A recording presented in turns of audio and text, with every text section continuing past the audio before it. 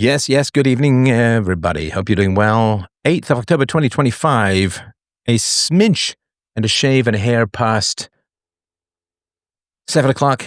And, I also wanted to thank you guys. I always want to show my appreciation because holy crap, do you guys do some great stuff, great questions. And you can't be a great batter without a great pitcher. I mean, that's a bit more adversarial than, but when I was in acting school, also known as life. But when I was in acting school, it's really tough to be a better actor than the person opposite you. If they're bad and wooden, and I remember doing a scene from A Long Day's Journey into Night with a Chinese girl when I was in high school. No, it wasn't Long Day's Journey into Night. It was A Glass Menagerie. These details matter in the story. And I just remember her, Christian Mata. And she, gave it her best, but she didn't really speak English and certainly didn't have the cultural history to understand, what he was talking about and all of that. Tennessee Williams, Tom, as he was known. So it was kind of tough to be a good actor. On the other hand, when I was at the National Theatre School, don't you know, there were some better actors than me, I'll tell you that. And doing scenes with them was a marvel. Like, you really can not be better than the person you're working with or your audience. And Freddie said I sing about as well as the audience wants me to. Freddie the M. So, had a great speech yesterday because people were talking with me about Bitcoin, and it's really important for me to thank you for this. And of course, I've done all of these call-in shows, thousands of call-in shows over the last almost 20 years. And those call-in shows have brought me to some heights of insight along with the other person. It's not like they're just propelling me up, like they're firing some circus cannon and putting me into the stratosphere. But the conversations, the openness, the directness, the challenges. Again, I would really recommend Surviving a Narcissist, which is a show that just went out yesterday. If you've got selfish people in your life, and pretty much don't we all, or at least I used to, understanding where they're coming from, to sympathize with people who don't have sympathy, to have empathy for people without empathy is a real challenge in life. But if we can master that, my gosh, we might just save everything. All right. So thank you. Well, what are we going to chat about tonight? Well, what you want to chat about, of course, right? You can ask away. You can ask away on X. You can type stuff into the chats on the other various platforms. I will type here. James, I'm sure, will have a look at X and see if there's anything good coming in from there.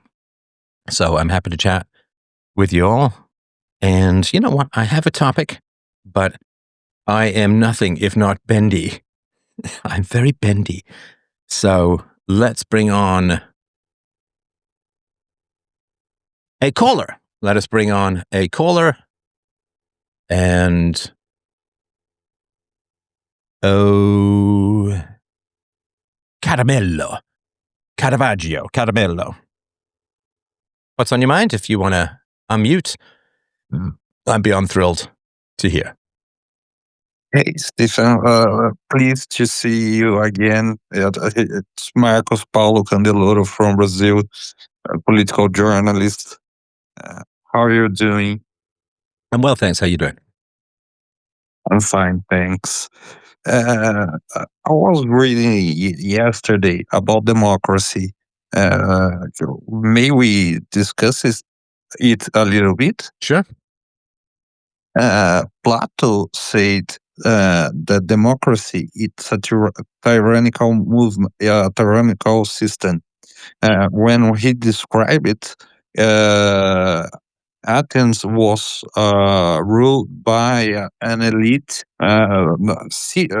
Athenian citizens, which was a minority at the time, and he saw it as a degenerated government because the people who was in the power didn't ruled for the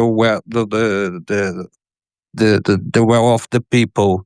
They ruled for their own interests. Uh, Adapting that to the modern democracies, wouldn't we live in a a tyrannical regime, because we live in the dictatorship of the majority. The 51% rules the other 49%. So if one side wants Coke, and that side is 51%, the 49% that likes Pepsi has to drink Coke anyway. So wouldn't be that a form of tyranny? Well, it is, of course. So there are two significant barriers, I think, to democracy. So the first barrier is, imagine that there's a country called Kokistan. Kokistan, not Kakistan, Kokistan. And it's run by the corporation Coca-Cola. And let's say that Coca-Cola also has a monopoly on all the education. Now, what is Coca-Cola, the company, going to teach the students about Coca-Cola, the beverage, in its monopoly Coca-Cola schools? Well, it's going to teach them that it's a fun beverage. It's really not bad for the teeth. Just brush your teeth. Maybe limit it a little bit, but it's really associated with a great time. And they're never going to do the experiments where you drop the corroded penny into a bottle of pop and see what it does. You're never going to get the truth about Coca-Cola from the Coca-Cola company if it runs the education system, right? So I remember when I was in daycare, there used to be in Don Mills, I don't know if there still is, probably isn't, but there used to be a Coca-Cola bottling plant. And I worked there in summers, and we would take the kids all day. We'd take them all over the place, to Center Island and to the CNE and to Canada's Wonderland and things like that, which had just opened. And back, when they had real dinosaur exhibits. Yeah, I'm making an old guy joke. While I still remember how to make a joke. And I remember all of the kids came in, and we did a tour of the Coke bottling plant and so on. And then we sat in a fairly small auditorium where they had an AV setup. And the AV setup, they started playing the Coca-Cola commercials. And the kids all enthusiastically jumped up, danced, and sang along. And I just remember, the sort of hand-rubbing executive of the Coca-Cola company just like, they know all of our jingles. Mission accomplished. We have implanted bubbly sugar bomb brain into the kids. And I mean, that was just commercials, right? So the problem with democracy is the government's first thing they do is try and take over the educational system. And once they take over the educational system, they don't teach you any principles that would limit the expansion of power. They don't teach you about economics.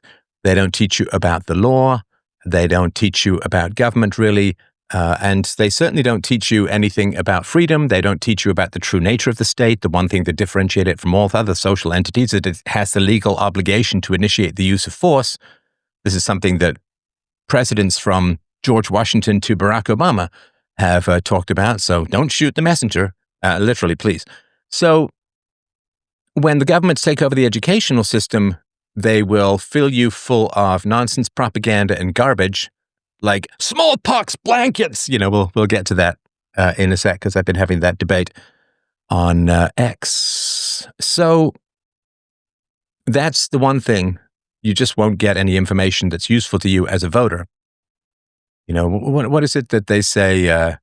Hey, is there any way that public school could teach me anything about the economy, or how money works, or interest rates, or how to do my taxes, how to fill out a job application? No! Lava is also magma. I'm sorry, go ahead. No, I was just telling that here in Brazil, absolutely nothing what you say is teached. Yeah, nothing. So in a system which is founded on the fact that the ignorance of the law is no excuse, they won't teach you anything about the law. At a system where you are voting on the coerced movement of trillions of dollars, they won't teach you smack about the economy. They won't teach you smack about morality or philosophy or the coercive nature of state operations. They won't teach you the freedom movements. They won't teach you anything about anything. You'll get mitosis versus meiosis. I remember doing a presentation in grade 9 about why planes fly, right? Because they have more bulge on the top of the wing than on the bottom, still remember it, and therefore there's a lift. There's a lift to it, right? Why planes fly. I mean, that's cool. That's nice, but that's hobby stuff. That's not important stuff. And of course, values have to be stripped out of education as it gets more and more multicultural, because whatever you say is going to offend someone who believes something different. So this is why you can't get values or morals-based education. It just all gets emptied out. I still remember OAT, opposite angle theorem. I still remember triangle inequality. Oh, was it going to be triangle inequality theorem? No, because that would be TIT. No. It was triangle inequality relations.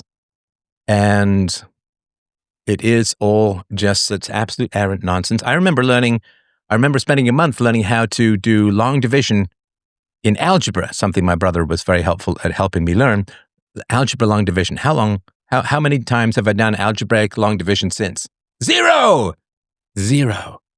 I remember nothing of value from school because I already learned how to read and write before I got to school. You could say it taught me some basic math. Okay, yeah, fine, whatever. But about 99.9% of supposed information that is fired like a cannon into your brain in school passes through you like you've got a severe case of deli belly. So it's all nonsense and noise, a humiliation ritual taught by statistically the dumbest people around. The least intelligent people go into education as a whole. And you learn nothing. I mean, for example, look at 1984, right? 1984, not the year, but the book, written in 1948, he just flipped the numbers. I always found it odd that George Orwell's adopted son became an agricultural implement salesman in the Outer Hebrides or something like that. But anyway, I remember reading his wife's biography for some reason, along with Churchill's mother's biography as well. But anyway, so 1984 was literally taught in schools and it did nothing. Animal Farm 1984, I don't think they're taught anymore, but what did they do to prevent any of this? No, nothing. They don't teach any parenting. Of course you can't, because if you teach good parenting practices, the kids are going to go home and says, my teacher says you're a bad parent. Your phones blow up and you get drowned, Robert De Niro, Brazil style, in red tape. So that's number one. Number two, as to why it can't work. I'm sort of having this argument, debate, a civilized back and forth of ideas on X regarding gold and intrinsic value. So, let me tell you something, my friends. I know it's going to rebel against you. You're going to rebel against it. It's going to stick in your craw sideways like a bone-erect mackerel in your craw, but there is no such thing as intrinsic value. No. But food has intrinsic value. Nope. It doesn't. There's no such thing as value in the thing itself. Value is what you want. If you're a chubby chaser, you like girls with a little bit more horizontal than vertical. If you prefer your girls pick up sticks thin to the point where you're hugging 3 garden rakes with a bra on, then you don't like that. The fat has value to the chubby chaser. The skinny has value to the rake hugger. Gold has value, intrinsic value. Nope. No, it doesn't. It really doesn't. Because, there's countless examples of this when the Europeans came to the New World, I guess the Old World for the people who'd been there for 17,000 years. As they came over from the Straits in Siberia. They settled and they got mad at the people who settled after. But I remember being in Alaska some years ago, and it was pretty wild. Just by the by, sorry for tangenting a bit, but a straight line is torture to me. and hopefully not to you. But we went, my family, we went on a hike in the Alaskan outback, and there was a guide who took us along, and he was in the army, and his knees were shot, and he said, yeah, buy and burn, right? They just stuff you full of painkillers, and it doesn't matter what happens to your physique afterwards. And a number of army guys I've known with bad backs, bad knees, and shoulders and other kinds of things is pretty tragic. And shockingly, even though it was kind of the middle of nowhere, he knew my work. So we had a really nice chat about that. But he was telling me the story, which I'm sure you've heard from other people before, which goes something like this. Well, the Europeans came to Alaska, and there were natives living in Alaska. Now, they weren't the Inuit because they were way further north, but there were natives living in Alaska.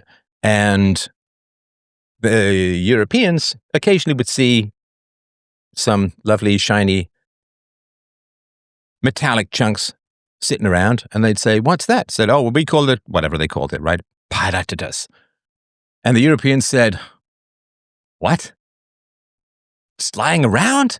They're like, yeah, we think it's pretty. Sometimes we put it by the fire so we can see the flicker, but, most of it just stays in the river. And they're like, what? What do you mean? Okay, can you take me to where this river is that has all of this shiny metal in it? That would be excellent. And so the natives took the Europeans to the rivers, and they were carpeted in places with gold. The gold had no value to the natives. Can't wear it, can't eat it. They don't have a trade or an economy. They don't need the divisibility and fungibility, and they don't need the portability and all the other Aristotelian things that make a currency worthwhile. It was just some yellow rocks. That's it, just yellow rocks. And when I first explained this to my daughter, I said, so imagine that we find out that in the universe, the most highly sought after collector's item is an orange leaf from a maple tree. And she's like, well, they're everywhere. And I'm like, well, yes. And we don't care. We just let them rot and fertilize the next round of trees and plants, and we just let them rot. And we view them as an annoyance to be raked up. But let's say it was the most, like, the absolute Tulip Holland mania that people would come from all over the galaxy just to get one of these leaves. So the natives didn't care about the gold, and the Europeans did. I mean, another example, and I won't give you more than one because more than two. We don't need more than two. It's a smart bunch. Another example is oil. Before the internal combustion engine as a whole, oil, if you drilled, it sucked. Well, yeah, you sucked it out. It was like, oh man, there's oil here. That's no good. We can't get through that to get any potential gold or copper or iron or whatever, right? This sucks. Our plants are going to taste all greasy. So so they would just drill somewhere else or maybe try and drain it. It was just a waste product. It's just a waste product. And that's it. But when there's a big demand for oil, Paulie style, right? Paulie style, how does he do that, right? Yeah. So when there's a big demand for oil, then suddenly you drill for oil. And if you get oil, you're thrilled. And if you don't get oil, you're sad. Whereas before, if you got oil, you were sad. You didn't get oil, you were thrilled. And that's the way that it is. No intrinsic value. You say, oh, but what about water? We need water to live. Does that not have intrinsic value? Not in and of itself. If you're dying of thirst in the desert, you will give your entire life savings and possibly your left kidney for a bottle of water because you're going to die otherwise. You'll give everything. If you've just had 3 bottles of water and you're waterlogged, you will pay nothing for an additional bottle of water. So there's no value in the specific bottle of water. Now, it's true. You say, yes, but people need food to live. That's true. That's true. Except, well, there's 2 examples of this. If you're severely anorexic, you will eat very little food because you have body dysmorphia. Number 1. Number 2, what if you're on a hunger strike? And refusing food has value to you because you're going to hopefully achieve some political goal or aim or raise publicity for X, Y, and Z, and you're on a hunger strike, and therefore not having food is of value to you. There is nothing you can find out there that has value baked into the atomic structure the substance and physical properties and physical laws do not produce value. They do not produce value. And the reason that that's important is that if you think there's such a thing as objective value, that opens the way to central planning of the economy. Well, I know what's valuable to people. And so you end up with a push economy from totalitarian central planners saying, well, I know what's best. You don't. You don't know what's best. You don't know what people want. You don't know what people value. If we knew what people wanted and valued, then whoever knew that would end up owning most of the known universe because they'd be able to predict the prices of things based upon people's future needs and preferences. You don't even know what people want and need in the present, in the absence of a free market price system. A free market price system is a telepathic view into the sum total choices of everyone in the world, or at least to the degree to which it is a free market. It's an incredible thing. It is a free mechanism by which you know what people actually want, not what they say they want. Everybody can say they want anything, but what people actually tangibly, materially, skin in the game want. If there's a shortage of copper in a particular area, then the price of copper gets bid up. And because you see, the price of copper is rising over there, I'm going to ship some copper over there, and then it pushes the price back down. It's pull based upon people actually rolling them up and slapping down those dollar bills on the counter. People are actually trading dollars or some unit of currency, and price is an incredible mechanism by which you know what people actually want. Not what they say they want, but what they actually want. So the reason I'm saying all of this is that democracy can't work because the government is supposed to do things, you said, for the good of the people. They don't know, get ready, I'm going to be loud, they don't know smack about what the people want. They don't know smack about what the people want. And even if they knew, they wouldn't care. Countless studies have been done showing that there's virtually zero correlation between what people want and what those in power do. I mean, they'll promise you some stuff for sure. They'll promise you stuff. Hey, baby, I'm going to put on some Barry White. We're going to lay down. I'm going to oil up your clavicle, leave you little pools of seduction there.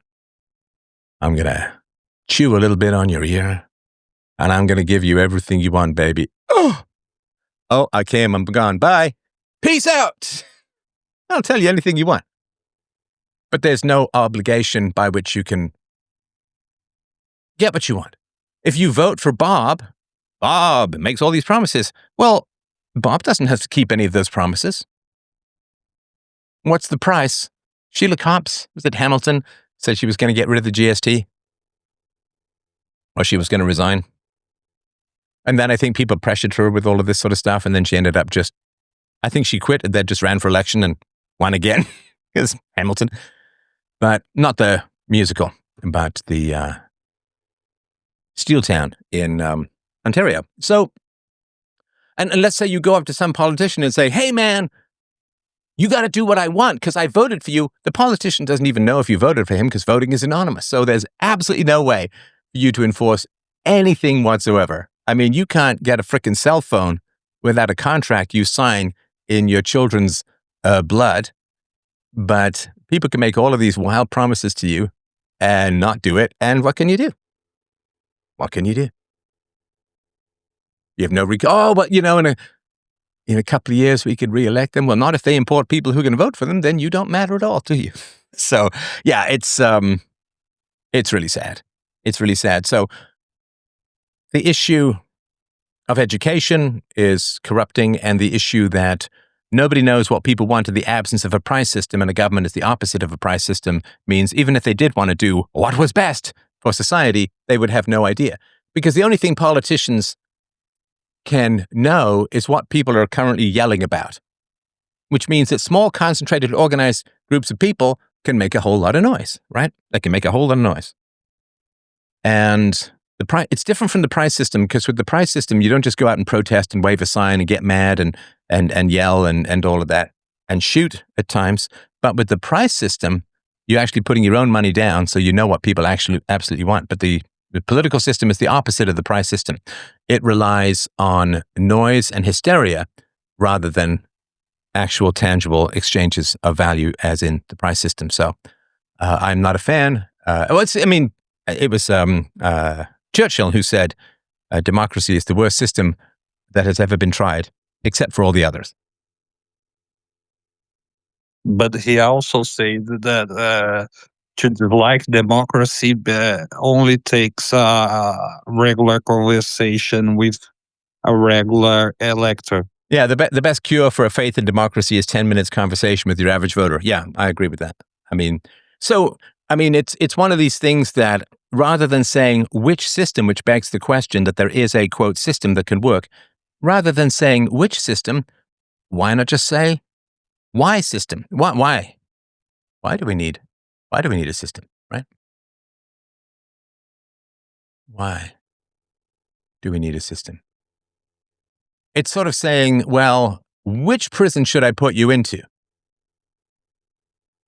How about no prison? How about no prison? Just a thought. Just a thought. All right. Is there anything else that you wanted to mention? Uh, uh, uh, in this case, shouldn't we look to what Donald Trump is doing in America with the Secretary of Education decentralizing the education to the states and with a goodwill openly open the head, letting the power to the states to define what to teach or not to their children. Wouldn't be federalism a better answer to this issue that you But there pointed? is no, sorry to interrupt, but there is no answer. You say, okay, let's say you could wave you wand, you get rid of the Department of Education and the control of education returns to the states. So, that's where it started. So what's going to stop it from just going back to the government again? There's this boring, not you, right? There's this boring cycle in history where everyone's like, man, crime is out of control. We've got to arrest people and put them in jail, which you do, at least under the current system. And then they arrest people and they put them in jail. It's been a 99% reduction in murder rates in El Salvador because Bukele is just, putting people in jail. And so they can't be out there killing people. And so everyone's like, well, we got to put people in jail. Crime is so bad. And then, this really boring thing happens that people are like, wow, crime is not really an issue. We probably have too many people in jail, right? And I remember, was it 60 Minutes? An amazing show, 60 Minutes, because somehow they managed to cram 3 hours of lies in only 60 minutes, which should not be physically possible, but they grep and Winwar it and zip it all the way back down for that. But they do this thing where it's like, 3 strikes and you're out, and this guy, all he did was he stole a piece of pizza, this poor black guy, and he went to jail for the rest of his life just for right. And then, so you let the criminals out. Oh my God, crime is so bad. So even if you were to say, well, it's better to have it education at the state level, well, sure, but still imposed on everyone at the state level, and there'll just always be this movement as long as they're a government to centralize power. People like power to be centralized because they have less accountability. So if you're the local town mayor and you do something wrong, you live in that community and people get mad at you. They ostracize you and they nag at you. Like the old WKRP where the Johnny Fever was saying that the garbage men who were on strike and weren't getting paid well should just take their garbage and dump it on the mayor's lawn. And they actually did it and he freaked out. It's like, oh, people are listening. I get that weird feeling sometimes too. I hope there's people listening. Yeah, I think so. So the local town mayor, but then, you go to the county, you go to the state, you go, the ultimate is to go to Washington, D.C. or to Ottawa or London, the Houses of Parliament, because then the people that you're screwing over, they're not part of your community. They can't ever track you down and so on. And your power is too wide and diffused for any particular individual to call you out. So there's always this move to take power away from the local community and put it in as wide an abstraction and as heightened and distant a layer as humanly possible. So even if you say, well, it's better for the states, like, but the movement is always towards more and more abstract. Imagine you're mad at what the UN does, right? Which, I guess you should be or could be. So you're mad at what the UN does. Okay, what are you going to do? What are you going to do? I'm watching The Sopranos at the moment. What are you going to what are you going to do? So the EU Parliament, for an example, the Portuguese people are mad for a decision made in the EU Parliament. What can they do? Absolutely nothing. right. Okay, so I appreciate your call, and it's lovely to hear from Thank people you. in Brazil. And It's a again, thank you for your very kind interest in the show. Sorry, I lost my. It's so bizarre Thank having you to do. I should get a for bigger phone. having me. I'm sorry. Thank you for having me. You're It's very a pleasure. welcome. I appreciate it. All right. I can't believe I got to run this whole international philosophy conversation on a tiny phone. I should get a bigger phone because it doesn't work on an iPad. I should get a bigger phone, but I don't because I hate spending. Because that would require prying some money from my incredibly a spendthrift hands. Not cheap. Not cheap. All right. So if you want to have any other comments, questions, I'm happy. I want to talk about smallpox. So you may have heard this inevitable leftist, Marxist, Zin-based blood libel about the white Christians, and it goes something like this. The white Christians came to America. Plenty of fun in America. And, they deviously took smallpox-infected blankets and handed them out like Halloween candy to the natives, thus driving a massive mortality rate and a genocide and blah, blah, blah, blah, blah. It's one of these words that gets used. Anyone who can deploy that word. Genocide has a lot of power. Racist, I think, is losing its power because it got, even though in the 1940s, the communists openly said, hey, if anyone gets in the way or gets too annoying, we'll just call them racists and drive them from public life. We'll just call them fascists and racists and white supremacists. And even though they say this stuff, people are like, wow, maybe he is. Anyway, so the colonists just gave the natives all these smallpox blankets as a bioweapon and blah, blah, blah, blah, blah. Okay, so where does this come from other than the fever dreams of Marxists who want to turn people against each other and demoralize the population? So there are two references to the British giving items infected with smallpox to the natives. Both of them are in 1763, during the Pontiac Rebellion. I think the cars got mad and came from the fighting at Fort Pitt. Right. So this is your critical thinking. I assume that everything I have been told is a lie. I just assume that everything I've been told, and certainly everything I was told as a kid, is an outright filthy Marxist lie. Well, anything a Marxist says is an outright filthy Marxist lie. So the first thing I'd say is, and I remember getting this nonsense when I was in university. I remember having ferocious debates, and I'd say, oh, wow, 1763. Quick question. When was germ theory developed?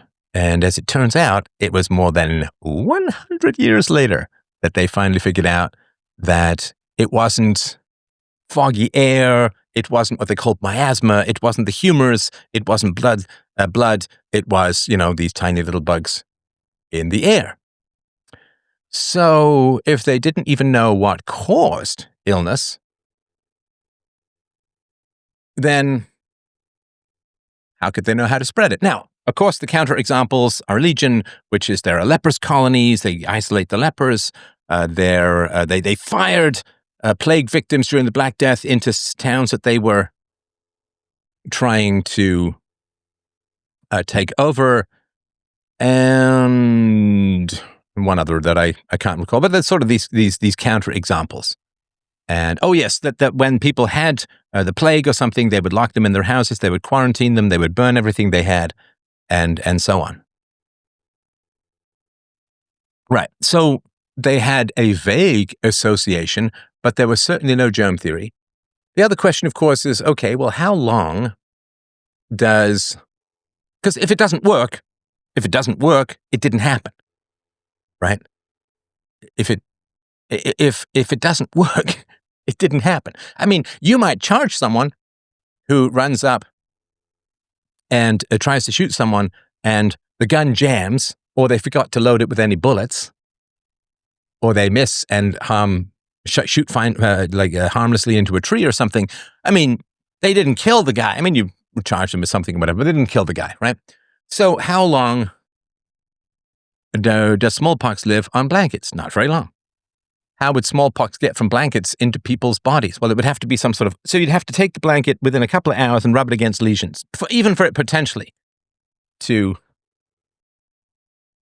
work in infection. So the first reference comes from the diary of William Trent, June 24th, 1763. Oh, good. He actually wrote something, so I get to do annoying Brit voice, which I know for some of you is just my voice. But let's just say I'll go a little further. The British were under siege at Fort Pitt. They had attempted to parley with 2 Delaware emissaries from the indigenous population, but negotiations failed, and they were sent away with items that the British knew were probably contaminated with smallpox. Trent wrote, "Out of regard to them, we gave them 2 blankets and a handkerchief out of the smallpox hospital. I hope it will have the desired effect." So, despite not knowing germ theory, it does appear that they understood that materials could be contaminated. Now, this first instance was during a battle, and the hope was to weaken the attacking forces. Now, in the entire scope of the conflicts between the colonist settlers and the indigenous population of America, which lasted hundreds of years, we've got, what do we have? 2 blankets and 1 handkerchief. Now, please understand, this guy also could have been deranged. I mean, people believe lots of crazy things. I once knew a guy who believed that a forest was talking to him. And if he'd written it down, would we say, so this guy could have just had a bizarre belief that this is going to just wipe out the population. Even so, it wasn't necessarily a widespread belief. Just remember, people believe, I mean, there are people in the current era, in the current time, who believe in the flat earth. If all we had was those writings, oh my God, people in the 21st century believed in the flat earth. So this guy, anyway, So the other reference are a series of letters between Sir Geoffrey Amherst and Colonel Henry Bouquet. I'm not saying he was gay, but Hank Bucket's Henri Bouquet. In July of 1763, Amherst and Bouquet were leading reinforcements to Fort Pitt, and their letters contained discussions of tactics. Amherst to Bouquet, July 7th, 1763. Could it not be contrived? I'm sorry, I'm going to ruin my voice, but what the hell? Could it not be contrived to send the smallpox among those disaffected tribes of Indians? We must on this occasion use every stratagem in our power to reduce them. All right. Bouquet to Amherst, July 13th, 1763. In response, Bouquet wrote that he would try to inoculate the Indians by means of blankets that may fall in their hands, taking care, however, not to get the disease myself.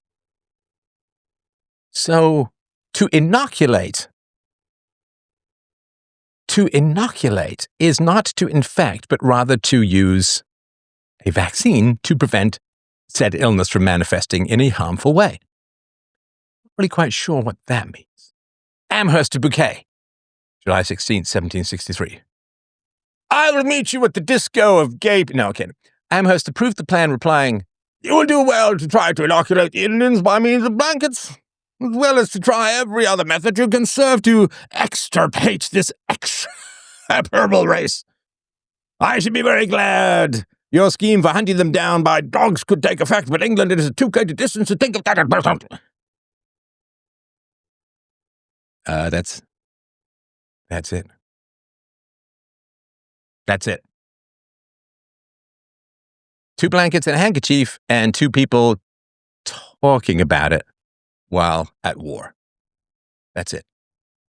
I mean, it wasn't like the Europeans just jumped off the boat and shoved smallpox blankets up the nose of the natives. It was a specific tactic undertaken, potentially, I mean, these guys discussed about it, by several men in battle.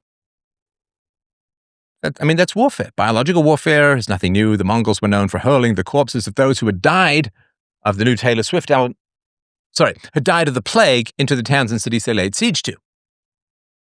Overall, historians generally agree that this is the only well-documented instance of such an attempt by British colonists, although its success is debated.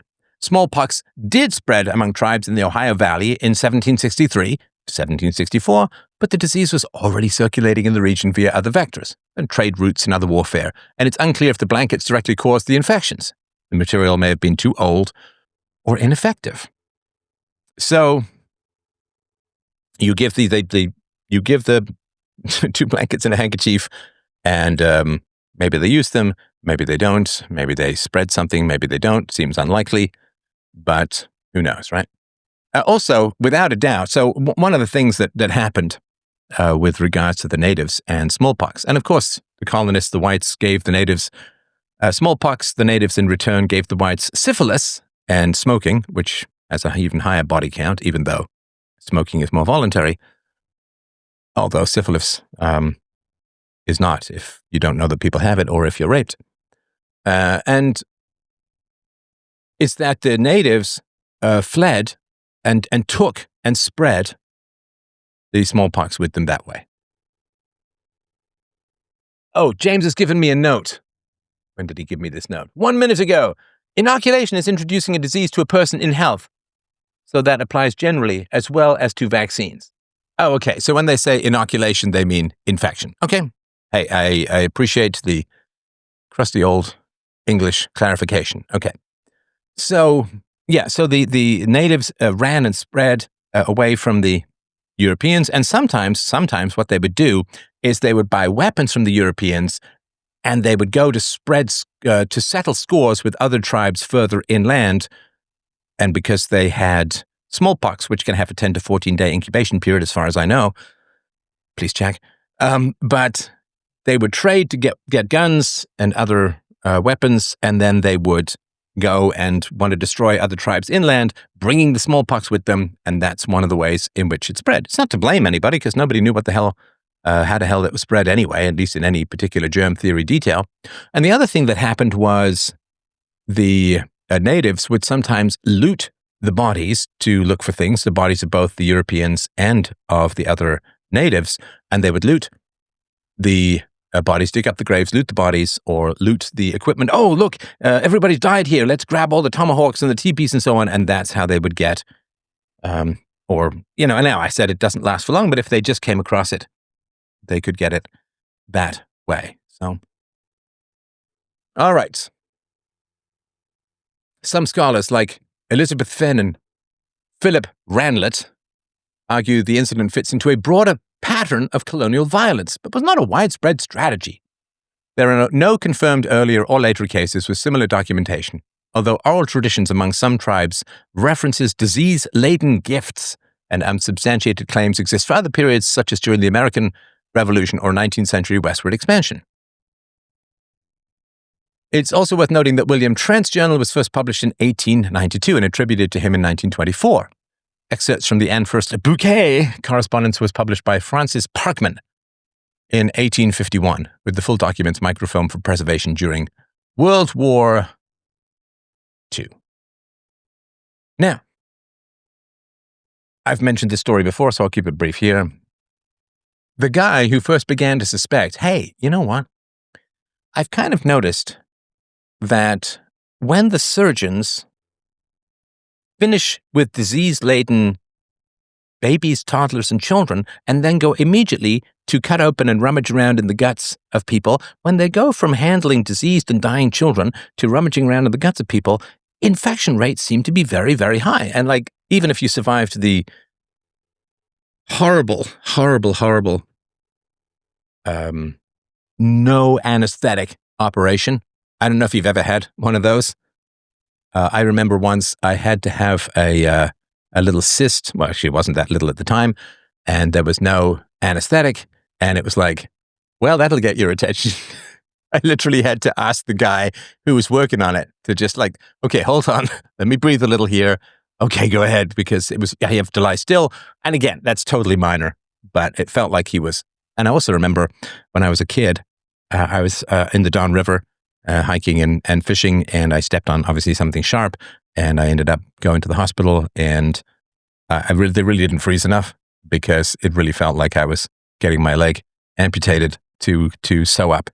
They were just going real deep, real deep, real deep. And I remember being kind of chatty and jokey going in at about the age of 12 and not quite so chatty and jokey coming out. So those are like my two little brushes with like non-anesthetic quote operations and it's rough. It's rough. So even if you survived a non-anesthetic operation, the fatality rates from infections were sometimes, 30, 40, 50%. So some guy was like, hey, got this new stuff from soap. Let's try washing our hands. And of course, he was ridiculed. He was attacked. He was undermined. He ended up being put in an insane asylum. And this was in the 19th century. And it wasn't really until the early 20th century that it became a relatively accepted practice. And naturally, of course, he got no compensation because he was dead. Why was he dead? Because he was beaten to death by an orderly in an insane asylum where he'd been placed for the absolutely mad idea of washing your hands between handling a disease-laden, dying person and putting your hands in the intestines of a new person. And it was, I think Charles Dickens was going to become a doctor until he observed a bowel operation on a child. And he was like, maybe not. All right. So it is nonsense. And to me, it's always wild that leftists and, Howard Zinn, there's rumors, whatever, I am Marxist. But when leftists quote this kind of stuff, which is really vague and obscure and who knows, and it's like, oh no, your entire blood libel against all the colonists is 2 blankets and a handkerchief. Wow, that's, and then they'll say, oh, but the big black book of communism, 100 million people dead. That's just an exaggeration. I did a debate with 2 communists back in the day, and you get this kind of stuff from people. That's an exaggeration. It's like, y'all hanging your hat on 2 frickin' blankets and a handkerchief, and yet, the 100 million dead, that's exaggerated. It's absolutely mad. And you can't, what can you do? What can you say? You can't do or say anything to people who are that out of reality. All right, I will get to you in a moment. Kitty. All right. The Bitcoin, let's chat. All right. Steph, do you think Bitcoin is going up? Or is it just the dollar crashing? There's movement in the gold price too. Yes. Well, people are kind of freaking out about the dollar. On the dollar. So I think that's certainly happening. How do we promote an anarcho-capitalist society in this era where people resent capitalism? Well, that's from X. So you just have to ask people to define their terms. I had somebody who had taken his education in Hawaii who got, he didn't know that Aztecs eating children was wrong, but he sure knew that it was highly offensive for me to ask for definitions. So this is just a shortcut. This is just a shortcut. Don't waste your time, my friends. Don't do it. I say this as a guy who spent 3 lifetimes debating with people. Now, on X, it's a different matter. I'm not trying to change people's minds that I'm debating with because I don't really think there are many minds to change. There's some, but not many. But it's just an example, counter arguments for others. So just ask people to define their terms. What is capitalism? Private ownership of the means of production? Okay. What does that mean? Right? A woman is a means of production. It's how you make another child. She has private ownership of the means of production. At least I hope so. Otherwise, she's some gore-based sex slave. So just ask people, capitalism sucks. Oh, what is capitalism? And they'll always end up talking about corporatism, crony capitalism, corporations that fund the government in return for preferential legislation. So, but that's not capitalism. Capitalism is a private property and free markets. That's all it is. And we love capitalism in the dating market, right? Can you imagine if you were to say, well, this dating for your own self thing, that hasn't really worked out. People aren't very happy. People aren't getting married and the birth rate is crashing. So the government is going to assign you a mate. Hey, man, if men can get drafted to go to war, women can get drafted to have children. There's no point going to war if nobody's bothering to have children afterwards. Might as well just have been lost. So people would be outraged. So capitalism is just taking what we accept as the good in dating, which is people should be able to date who they want and be responsible for pluses and minuses of that. And they should not be forced into who to date. And if it's particularly effective with women, right? Even though some of them seem to have this handmaiden tale, pin me down, daddy fantasy, but that's a whole other matter. But it just asks them to define their terms. All right. Somebody says, whoa, whiplash. A couple of months ago, I cut ties with my father. I'm sorry to hear that. It was so hard. It took me 36 years to do it. I did it because I couldn't function with the constant pain the relationship brings to my life. Some time ago, you said that if you have people in your life that don't care about you or want you to fail, it will set you back. It turns out that for me, you were right. I'm sad that I've given up on the relationship, but I have so much more confidence and self-regard not having my weekly call with him. Okay, I really don't want to nag or correct you, so please take this with all the respect that can be imagined and all of the sympathy that can be imagined. You've not given up on the relationship. You've accepted that there isn't one. A relationship is a two-way street where people take as much interest in you as you take in them. You know, it's like if you get fired, this is an old George Costanza joke, right? If you get fired and you keep showing up to work and then they finally escort you off the property, would you say, well, I guess I'm just leaving this job? It's like, no, there's no job. You got fired. And if there isn't reciprocal interest and compassion and concern and curiosity and affection and love and all of that desire to really get to know you and help you in life, it's not a relationship. You know, there's not that many people who can actually have a genuine, connected, equitable, and mutual relationship. Not that many people. It's kind of sad.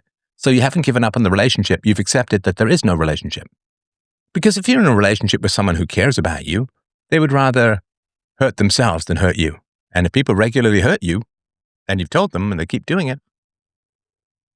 All right. James says, I have too much stuff in my house. I'm looking to shift a bunch of it out. If I can't find people who want it, I will pay somebody to haul it away. No intrinsic value. Right. Intrinsic value, I talked about this a show or two ago. And thank you for calling us. I see you there. I'll take you in a sec. But no, you know what? Think of old photographs. The old photographs that mean a lot to you, what are they going to mean in 2 generations? People won't even know who's in the photographs. So what's the intrinsic value of these photographs? All right. Let's go with somebody new. Carrie, I'll get you in a sec. Cat. K-A-T. Squiggle, squiggle, squiggle. These are older glasses, so you don't get too many Dinesh D'Souza fish eyes. Thank you for the tip. You can, of course, tip. On the app, you can join the community at freedomain.com/donate. All right. Kat, are you with us? Or am I going to go with, oh, Carrie. Cat. Catarusa. Yes, no? You know, I know I'm just going to kick this person and then they're going to show up. All right. Well, let's try bringing Carrie in. And you can unmute and tell me what is on your mind. Yes, sir. Going once. Or going twice. Hi. Hello. Sorry, I hit the wrong button. Good evening. Don't start it with a cliched females in tech thing. I won't have it. I just won't have it. I'm just kidding. Sorry, go ahead. This might be a little off topic, but I was thinking about racism and how we fear people that look different than us or have a different culture than us or talk different than us. Okay, hang on. I mean, everybody looks different from us, right? I mean, am I supposed to be afraid of a guy with a better tan or more hair? I mean, people look shorter, taller. What do you mean by, you mean skin color? I mean, what do you mean by look different from us? Yes, I like skin color or people like, well, here's my question. Okay. So do you think that back in more tribal days that it was an instinct that's maybe carried over where we weren't afraid of people that looked like our tribe, but if somebody new came in that looked different or talked different or had different culture than us, we automatically feared that as a survival. Yes, I mean, certainly we evolved around people who looked just like us. I'm sorry, I know I just said that there's variations, but in the general tenor of things, if you're around Ireland, if you're in Ireland, there are people around who look kind of Irish. If you're in sub-Saharan Africa or the Aborigines in Australia or whatever, right, you're going to have a particular kind of look. And this look even is in the class system. Of course, I was in the lower class in England, the welfare and all of that, and there were certain kinds of people around. Then when I went to boarding school and I was around more upper class people, they have a certain kind of look to them as well. And, the royal family doesn't look particularly like your average soccer hooligan who's, kind of bloated and beefy and all that kind of stuff. And I think it's near Wales, there was a guy, they genotyped his ancestor and built how he looked from like generations and like 30 generations ago or something like that. And it's still the same friendly barkeep and so on, and you think of something like The Hobbit or The Shire in Lord of the Rings, and people just kind of look the same. So when you encounter people who look dissimilar to you, for most of human history, given that it wasn't trade, it was usually conflict-based. So I think when we are around people who look very dissimilar, we have a concern that is sort of hardwired into the base of our brain that this could be a conflict situation because, of course, for most of human history, it was. Now, there was a small number of people, of course, who would do trade and go and all that. But, even trade is challenging because if you're doing trade within your own community or tribe, you know all the rules, you have the same ethical background and so on. If you're doing trade, with some spice merchant from India or someone from China selling tea or whatever, you're going to have a whole bunch of different things. I mean, I remember in the year 2000, I spent just before the year 2000 in Morocco, and then I spent one night at home, and I flew out for a couple of weeks doing business in China. And I remember I would go out to the marketplace and I would haggle for things that I wanted with people, and we would pass a calculator back and forth, and they would put in a number, I would clear it out, I would put in a number, but I was perfectly aware that, if I had any kind of issue, I wasn't going to be able to go to their court system. Like I just gave them money and they gave me stuff. If the stuff turned out to be bad or wrong or, whatever, then I had no recourse. So it's a bit more tense than if you're, if I buy something from a store in my neighborhood, I can take the item back if you have the return policy or whatever. But if it's somewhere far away and I don't really have any access to understanding how things work and so on. And I remember once being in Mexico, and this is when I was being a jerk. I didn't know it at the time. But when I was in Mexico many years ago, I took a bus from where I was into town, and it was $1.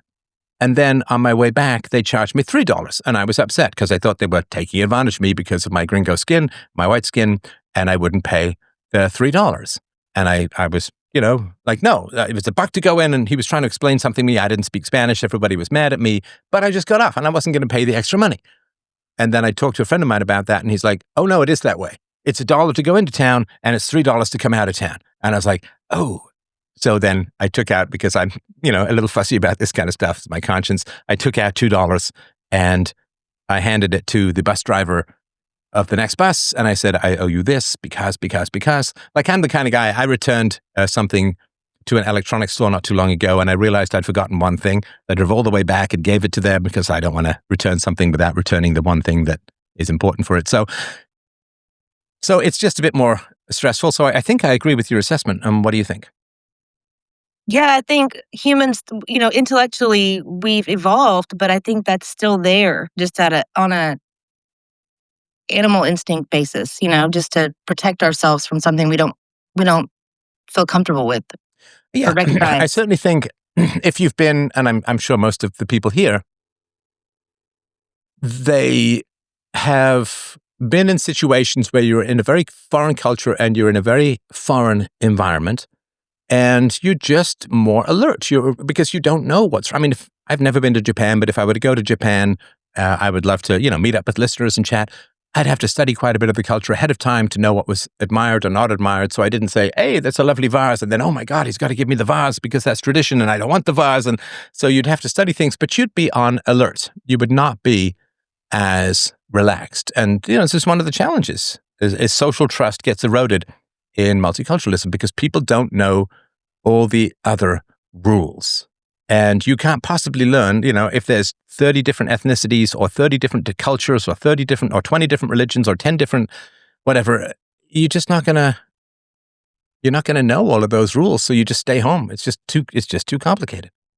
I mean, if you have, it's funny because I remember also when I was a kid, I picked up a bottle and I threw it because it was fun to throw things and break them. And there was a woman who saw me do that and she marched right over and she said, "You've got to clean this up. You cannot leave this here. People are going to cut themselves." And she was, of course, completely right. I was like, I don't know, 7 or whatever, just wandering around the neighborhood with some friends and we broke some glass. And she's like, "You got to pick this glass up." Now she did, she gave me some gardening gloves and I had to pick them up and throw it out. And she was completely in the right. But one of the reasons she felt comfortable doing that was it was a completely white neighborhood. There was one Indian guy in my boarding school out of like 500 kids. And he was actually my friend. So, but if it's some other language, some other culture, some other religion, you don't know what the standards are, you might just let that lie. Like, oh, I don't know, it's going to be complicated. They're not going to understand what I'm saying. Maybe they have a different standard or whatever it is, right? So even just general social enforcement tends to diminish or decline in that kind of situation environment. So I think you have a very good point. Thank you. I feel I'm being dismissed. By me? I'm kidding. I know. I think you're done with the topic. Is that right? Yes. Thank you so much. Okay, I appreciate that.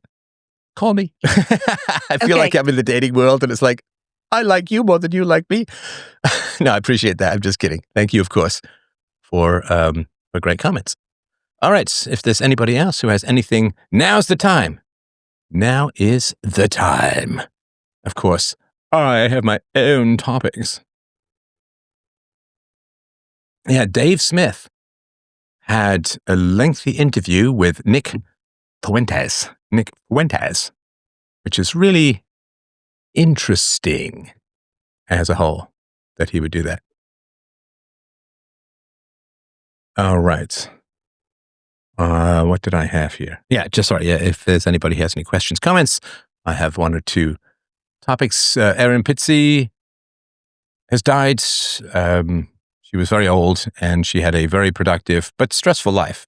Death threats, bomb threats. I did an interview with her, which I think we're in the process at the moment of remastering it and getting a transcript because it wasn't available when I was back then. But it's a brave thing that she did. She opened up the first male shelter for victims of abuse and received absolutely horrendous blowback for it. It was just appalling. So, all right. So here's something that I found interesting. R/marriage. Woman says, "I'm on unpaid maternity leave. My husband still expects me to pay half the rent. Is this fair? Should I do this to the whole thing?" Yeah, because I don't want people to think it's me, right? In case it's snipped. "My husband earns 4 times more than me. I earn $68K. He earns $280K. Our rent is $2.6K per month. We've been splitting rent 50-50 since we moved in together before we got married." Mildly punchable? A little bit. Oh well, we'll go on. "The arrangement did not change after we got married, and now that we have a baby, with me having 0 income, so I'm relying on my personal savings. I say personal because we don't have a joint account. We're currently looking for a house, and I'm also expected to contribute for the deposit, 75% of my total savings. Is this fair? What is the best way to approach this?" Sorry, entirely punchable. I have to stop that before I whack myself Ed Norton style. All right. So what could be happening? What could be happening? Well, it's provoked I want to say it's a firestorm. It's not exactly a firestorm, but it certainly has provoked some debate or discussion on X. So my husband earns 4 times than me. I earn $60K, he earns $280K. Now, somebody does not make $280,000, which is still a pretty good salary. It's a very good salary. Somebody doesn't earn $280,000 by not knowing value and exchange. He's not an idiot. He's not exploited. He's not taken advantage of. He knows how to negotiate for a fantastic salary. So my question always, Killendil, if you want to try back in, I'll take you in a sec. But so he is providing 4 times more than she is. So what does she do in return? I don't know. Why is this a tough question? Why is this a tough question? Because if he's providing 4 times the income, and then she's on unpaid maternity leave, which means she has no income, so he's providing infinity more income, then what is she doing in return? And this is something that I've always thought of in my relationships. And the moment I found a woman who did understand that you have to provide value in return, you're not a baby, you're not a toddler, you have to pull your weight. The moment I found a woman who understood that and appreciated that and lived that way, I wifed her up, and we've been married happily for almost a quarter century, and many more, hopefully decades to come. So what does she do in return for all the extra money? Now, my guess is, I don't know, obviously, but my guess is that what she does is nothing. I'm not saying she doesn't do anything, but what she does is she's like, well, we both work the same amount of hours, so you have to do half the housework. And this guy's like, okay, hang on. So you're happy for it to be entirely unequal in terms of income, but you want me to do 50-50 housework. Frack no. Men don't work that way. Men don't wire that way. It's particularly successful men. Successful men don't look at bad deals and say, seems good to me. Oh, it's great. I'll love it. I'll do 5 times the income and it's just not happening. It's not happening. Now, I would guess, could be wrong, of course, but I would guess that this woman is also demanding that he share childcare duties. So he's providing all of the income at the moment, and I bet you she's saying, well, you have to get up every second time the baby cries, and you have to get up every night, and you have to do this, and you have to do that, and and then when he comes home at night, she like hands the baby over and goes has a bath, or she leaves him with the baby on the weekends so that she can go and do other stuff. And so he's got to do all of the income and half the baby stuff. Now, maybe he loves spending time with his baby. I know I did, so that's fine.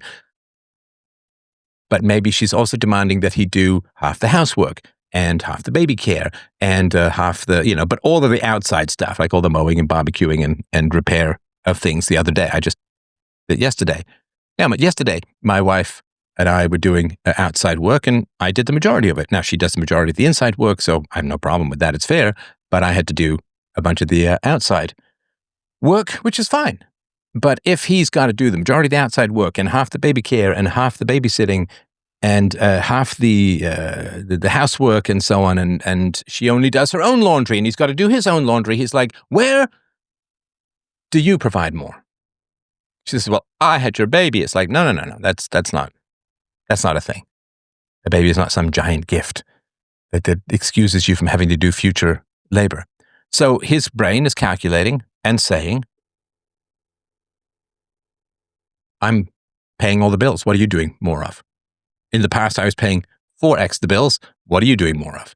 What are you doing more of to benefit? I mean, look, I don't know. People are just baffled by this. I know you guys aren't, but people are just baffled by this.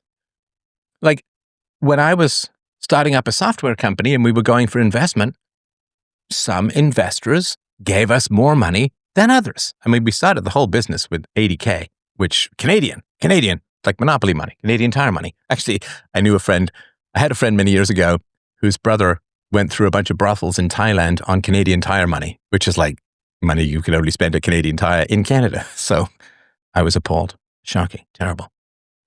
So when you invest in a company, it's called sweat equity, right? So let's say that I need $50,000 to start a company. And let's say somebody wants to give me $10,000 and someone wants to give me $40,000. Then the guy who's giving me $40,000 gets 4 times more equity than the guy who's giving me $10,000. And I get some portion of equity for the work that I've already put in. But if you are, oh, look at that. I did 4 times. I guess it worked, right? So if you're putting in 4 times the money into an investment, and then somebody says to you, well, you get 20% of the company for 40 grand, and you also get 20% of the company for 10 grand, they'll be like, no, I'm putting in 4 times. I've got to get more back. So it's a strange thing. All right. Hassan, what is on your mind, my friend? If you want to unmute, I'm happy to hear your thoughts, comments, criticisms, issues, corrections, whatever is on your brain folds.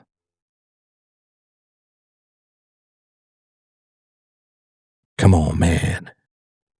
You can do it. I feel you can. I feel you can. Oh, I hear an echo. Hello. Hello. Yes. I'm just asking, what are you talking about? Okay. Well, I appreciate you dropping by, but maybe you don't speak English. This is really for people who speak English and people who can follow stuff. So just want to make that note. Very strange that people would call up and say, oh, you're running a show. Hey, what are you talking about? I'm going to explain it to you. So, and I don't think I'm that hard to follow. I try to, I would say dumb it down because it's a very smart audience, but I try to be as clear as possible. Okay, so is this person luring me in again? No, not that person. All right. Kill something. If you want to unmute, I'm certainly happy to hear what you have to say. Hello. Yes, if you can speak a little closer, I can barely hear you. How is that? That's better. Yeah, what's on your mind? So I used to think about debating atheists, and I used to come at it with the angle. Sorry, you're still very quiet. It's not something I can sort of vaguely hear you, but I just the audience can't, and I don't want you to turn up because they're gonna have to turn up your volume, turn down my volume, and so on. So yeah. Can you hear me better now? I'm like right on the mic. Yeah. Okay, that's good. Go ahead. Yeah. Okay. So the question is, can you get something from nothing? Well, I mean, that's a very loosely defined question. Can you be a bit more specific? I'm thinking of in the context of creation and reality. Like, can all of existence come from nothingness? Well, and not according to physics, right? So according to physics, matter can't be created or destroyed. It can only be transferred to energy and back. So you cannot have the spontaneous creation of things according to the law of conservation and sort of basic physical reality. So no, you can't get something from nothing. You can assemble new things, like you can make a house out of a bunch of bricks, but that's not making something from nothing. That's transforming materials into a different use scenario. But yeah, I would certainly accept that you cannot get something from nothing. See, I was asserting that very idea to atheists, but then I stopped mid-sentence because have you ever like studied the flower of life before? No. All it is a series of concentric circles, which the circle is representative of nothingness in essence. It's like the zero in math. What do you think the first number made was? Sorry, what do I think the first number? That was created. The first number that was created. I'm not sure numbers are created in that way. I mean, they're not created the same way that you would build a house. I would assume that the first number that was conceived of was 1, not 0, because that's a bit of a foreign idea to a lot of people. It's 0. I'm sorry? I would argue that it's 0. I'm not sure that's an argument thing, though, because that would be an empirical thing, right? Like you would look. It's representative of nothingness. I'm sorry? It's representative of nothingness. Okay, I agree that 0 represents nothing. Okay. So that's an equivalence for what preceded creation. Well, but human beings don't experience nothingness, right? Right. So human beings don't experience absence. I mean, even if you walk through a doorway, you can, like if I fan my face here, I can still feel the breeze against my face, even though, obviously if I try to put my head through the monitor, you're going to get kind of a thunk.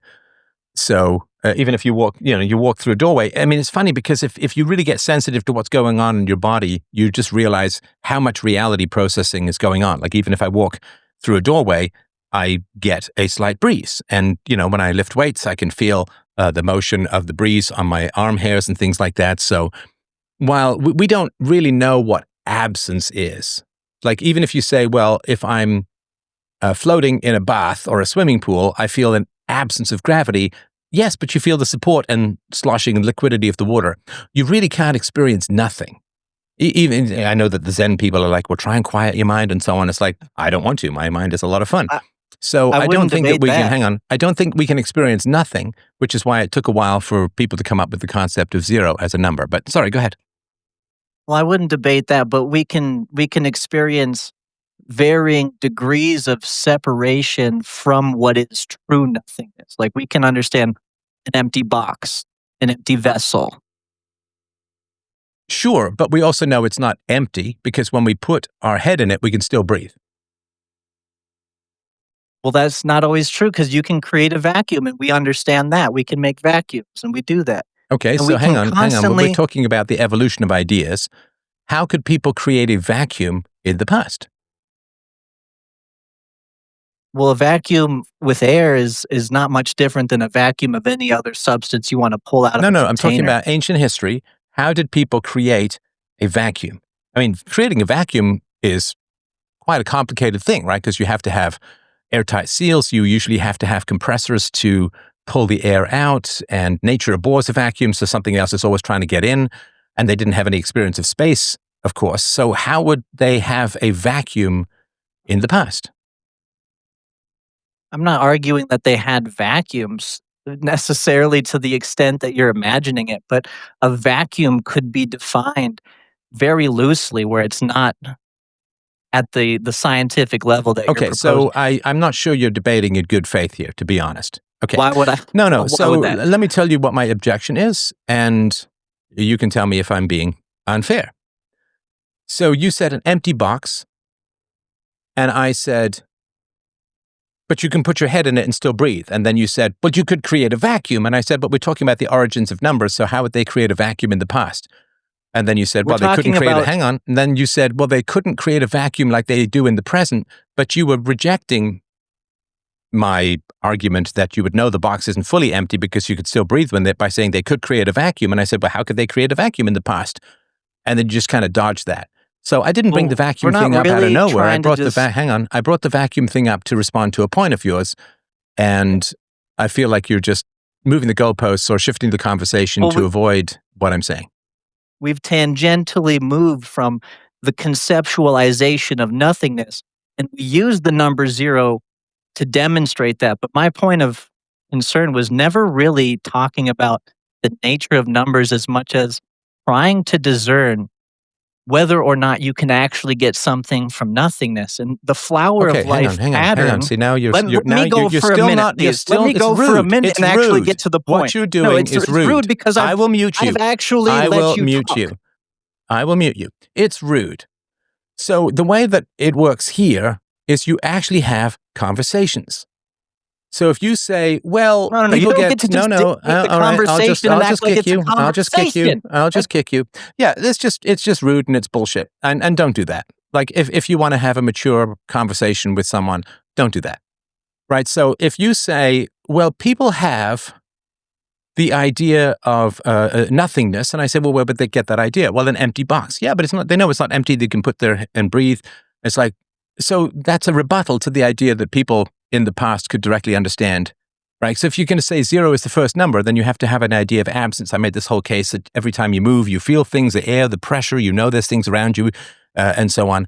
And you can't eliminate gravity without floating, which means you have the water. And so I'm trying to sort of argue that you can't get the sense of nothingness, and you're just not addressing that point. And, and I appreciate the person calling in. I'm glad you did, because it's important to listen to people. So if you make an argument and somebody else rebuts it, you don't get to just ignore what they're saying and continue with your point. That's fucking rude, right? I will not be a non-participant in a conversation when you ask to have a conversation. Like, I'm just not going to do it. And nobody with any self-respect would. So if you're going to say, well, I believe that zero comes from our experience of absence and so on, and I make a case that you can't really experience absence, and then you just go on with your points, I'm like, I don't play that way. I don't do it that way. If you are going to engage me in a conversation, what I say has to have some effect on you. Otherwise, you're rude and selfish, and I will not sustain it. I will not do it. And I recommend strongly to people, trust your instincts. If you're talking to someone and that person is not listening, and this sounds like the guy, probably is not the same guy, but he sounds like the same guy who came in before, who was the is-ought guy. So yeah, when I point out, I said, listen, maybe I'm being unfair, but this is my experience. And he just, escalated and blah, blah, blah. And it's like, and then he says, well, we're off course. It's like, that's another thing that's really, it's really rude. And I don't know where people get off. Like, I'm a philosopher with 43 years experience debating. You don't get to tell me that we're just off course, because then you're saying that that's my experience. Now you can say, I feel off course. Okay, that's fine. But don't talk for me. Don't use this we bullshit, because it's not we. I know exactly where I am in the conversation. I know exactly what I'm rebutting, and I know exactly the argument that I'm making. Doesn't mean I'm right, but I know what I'm talking about. And then if people come along and say, well, wait, you hear this all the time. Well, I think we're talking past each other. It's like, I'm not. You can tell me your experience. Don't you dare tell me my experience. Well, I think we're on a tangent. No, we're not. You might not follow what I'm saying, but don't tell me I'm being tangential. That's rude. Anyway, so I appreciate that. It's a good example of, like, just don't get involved in that bullshit. All right. Shepherd, what is on your mind? Yeah, I hopped in here. Great to meet you for the first time. Kind of listening to the conversations back and forth, and I saw Bitcoin as a topic too. So I think a good question would be to you, and I think it's kind of a little bit different for everybody. But what is value to you, in terms of, I guess let's start with money or greater currency. Sure. I mean, there's a good definition from objectivism from Ayn Rand, where she says a value is that which one aims to gain or keep. And so a value is something that you want, and the only way it can be measured is if you take empirical, tangible actions to achieve it. So if somebody says, well, I want to be a screenwriter, it's like, okay, so that's your stated goal or value, to become a screenwriter. But if you never actually write, nobody's going to take you particularly seriously. So as an empiricist, what I do is when people say, I want, I'll be like, okay, are you doing anything about it? Is it just a desire that you're saying, or is it something you're actually in with the goal of pursuing? So we've probably all known someone who's like, well, I want to lose weight, and they never actually change their diet or exercise. They don't lose weight, right? So a value is something that you want to achieve, a goal that you want to achieve, or an object or something that you want to achieve. If there's some girl that you like, then you would hopefully ask her out, find out if she's single, go ask her out, and then woo her, and hopefully she'll woo you back, and you can have a great life together. But a value is something that you are acting in the pursuit of. I don't consider stated goals a value. Like somebody says, I want to get a job, and they never apply for any jobs. It's like, I don't believe you want to get a job. I think you're just saying that. So to me, a value is what happens, or what I accept when somebody takes action in the pursuit, consistently takes action in the pursuit of something that they want to achieve or keep. Does that make sense? Yeah. And I agree with your version of what value is. And sorry, And let me sorry to interrupt you, but let me just ask you this in your life. So what is a value that you are in pursuit of at the moment? Other than wisdom in this conversation, hopefully, but what is your value? What is something that people would look at you and say, this guy really values X? What is X for you? So I guess I think it's slightly changed over time, as the world keeps progressing. I think for me it's time and how to best spend that time while we're here. No, but that's too abstract, right? So you can't have a value called time unless you want to buy a watch. So what is it specifically that you want to achieve let's say over the next 6 months. So you go 6 months, you look back and you say, okay, well, I achieved that, so that was good, or at least I tried my best. Maybe I didn't succeed, but at least I tried my best. So what is it, let's say over the next 6 months, that you would like to achieve?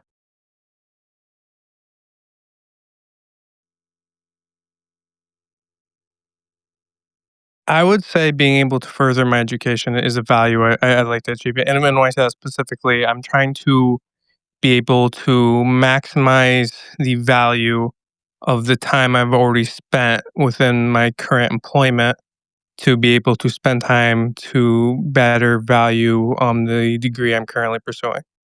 Okay, so your goal is to improve your education over the next 6 months, right? Correct. Okay. And where would you say that goal is in your priorities?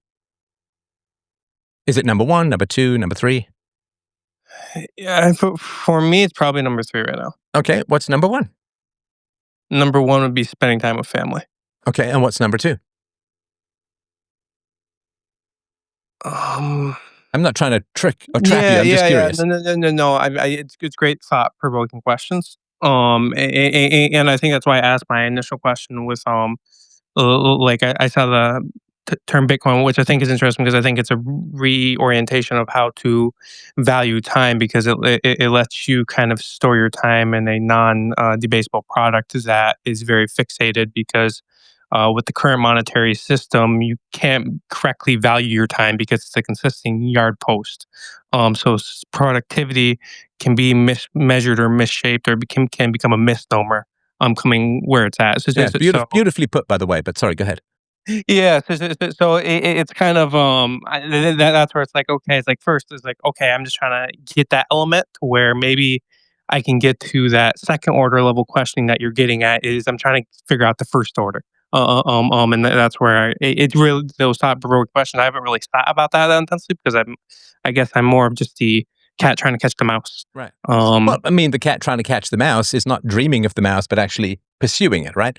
So, yeah, so I would say a value is something which you act in an empirical, measurable way to achieve, and usually in some kind of consistent way. Like if my goal is to become better at tennis, I need to go out and take lessons and get better at tennis. And if my goal is to be a musician, I need to actually practice. And so that's you have to differentiate it from dreams or wishes or fantasies or something like that, right? So that would be my definition of value, and it is subjective. Now, of course, values are in a hierarchy, right? So you cannot achieve values if you're dead, right? So in order to have values, you need to be alive. So your first order of value is to stay alive, right? To eat, to drink, to get rest, to avoid violence or danger or things which could get you killed. So once you have maintained life and you are in some relatively stable environment, you can start to look for, this is sort of Maslow's hierarchy of needs, you can start to look for more abstract and long-term goals. So that would be my definition of a value. And was there a reason why you were asking me for the definition of value? What's the value in my definition of value to you? Yeah, it's more of it's very interesting to your point, seeing what people value, seeing where they kind of fit in terms of the I won't say greater society, but individuals as a whole. Maybe because I find it pressing all the different types of I won't say mischaracterizations of values, but to your point, where does your day to day fit in your Maslow's hierarchy of needs? And once you meet those needs, like where do you begin kind of spending that time? And that's kind of where I kind of or I don't want to talk in a circle or snake eating a snake, but what you do best with that time and how does that define value? I know it's a little bit all over the place there, but No, that's my that's main fine. point. So what I do best is, to me, conditioned by the long-term goal of what is the best morally, the best in terms of virtue, the best in terms of effectiveness, and so on.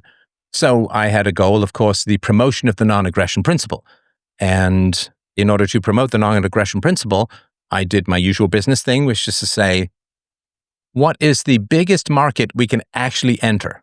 There's no point having a big market you can't enter, and there's no point having a small market you can enter. What is the biggest market that we can enter, right? So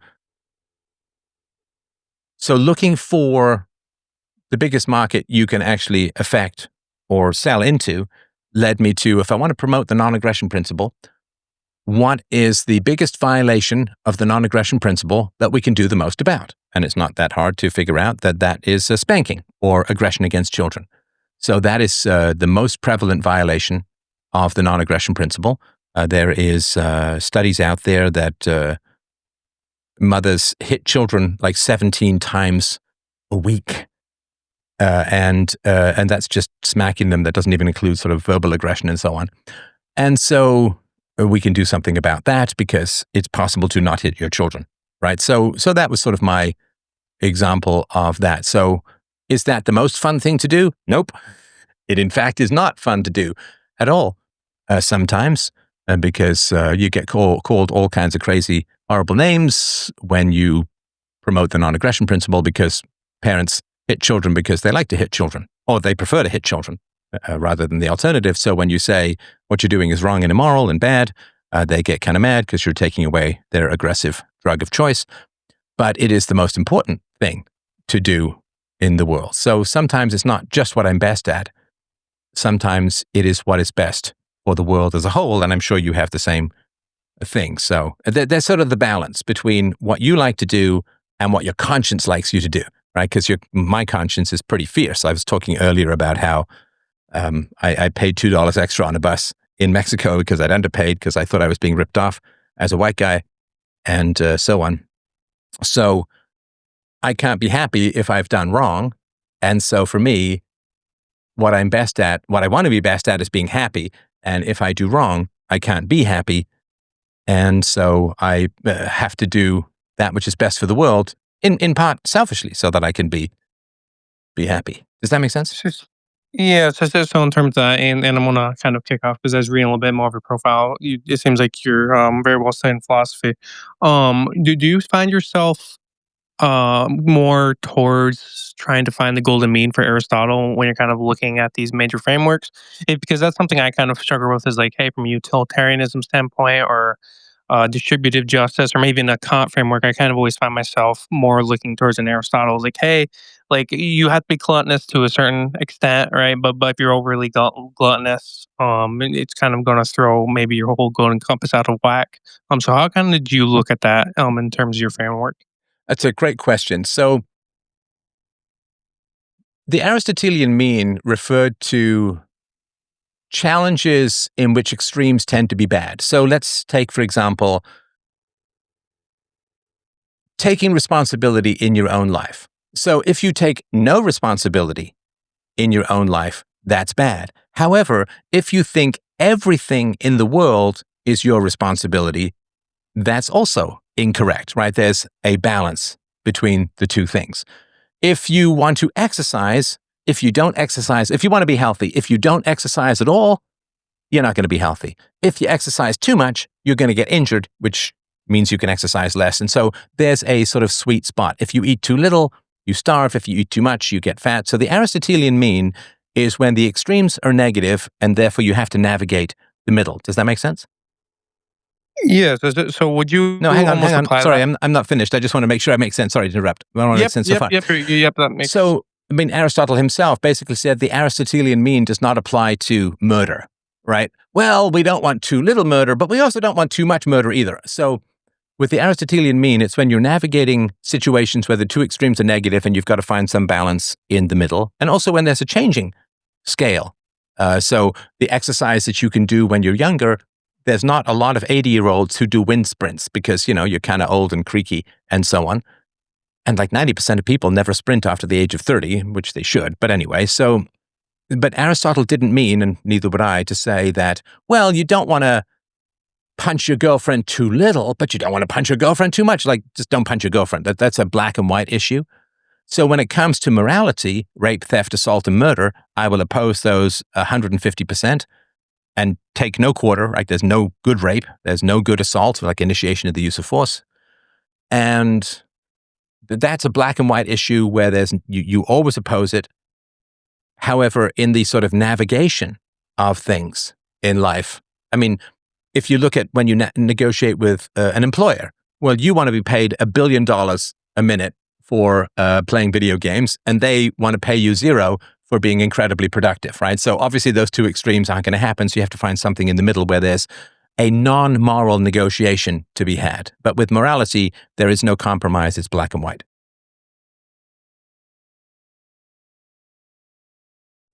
Yeah, no. I don't disagree with anything you put there.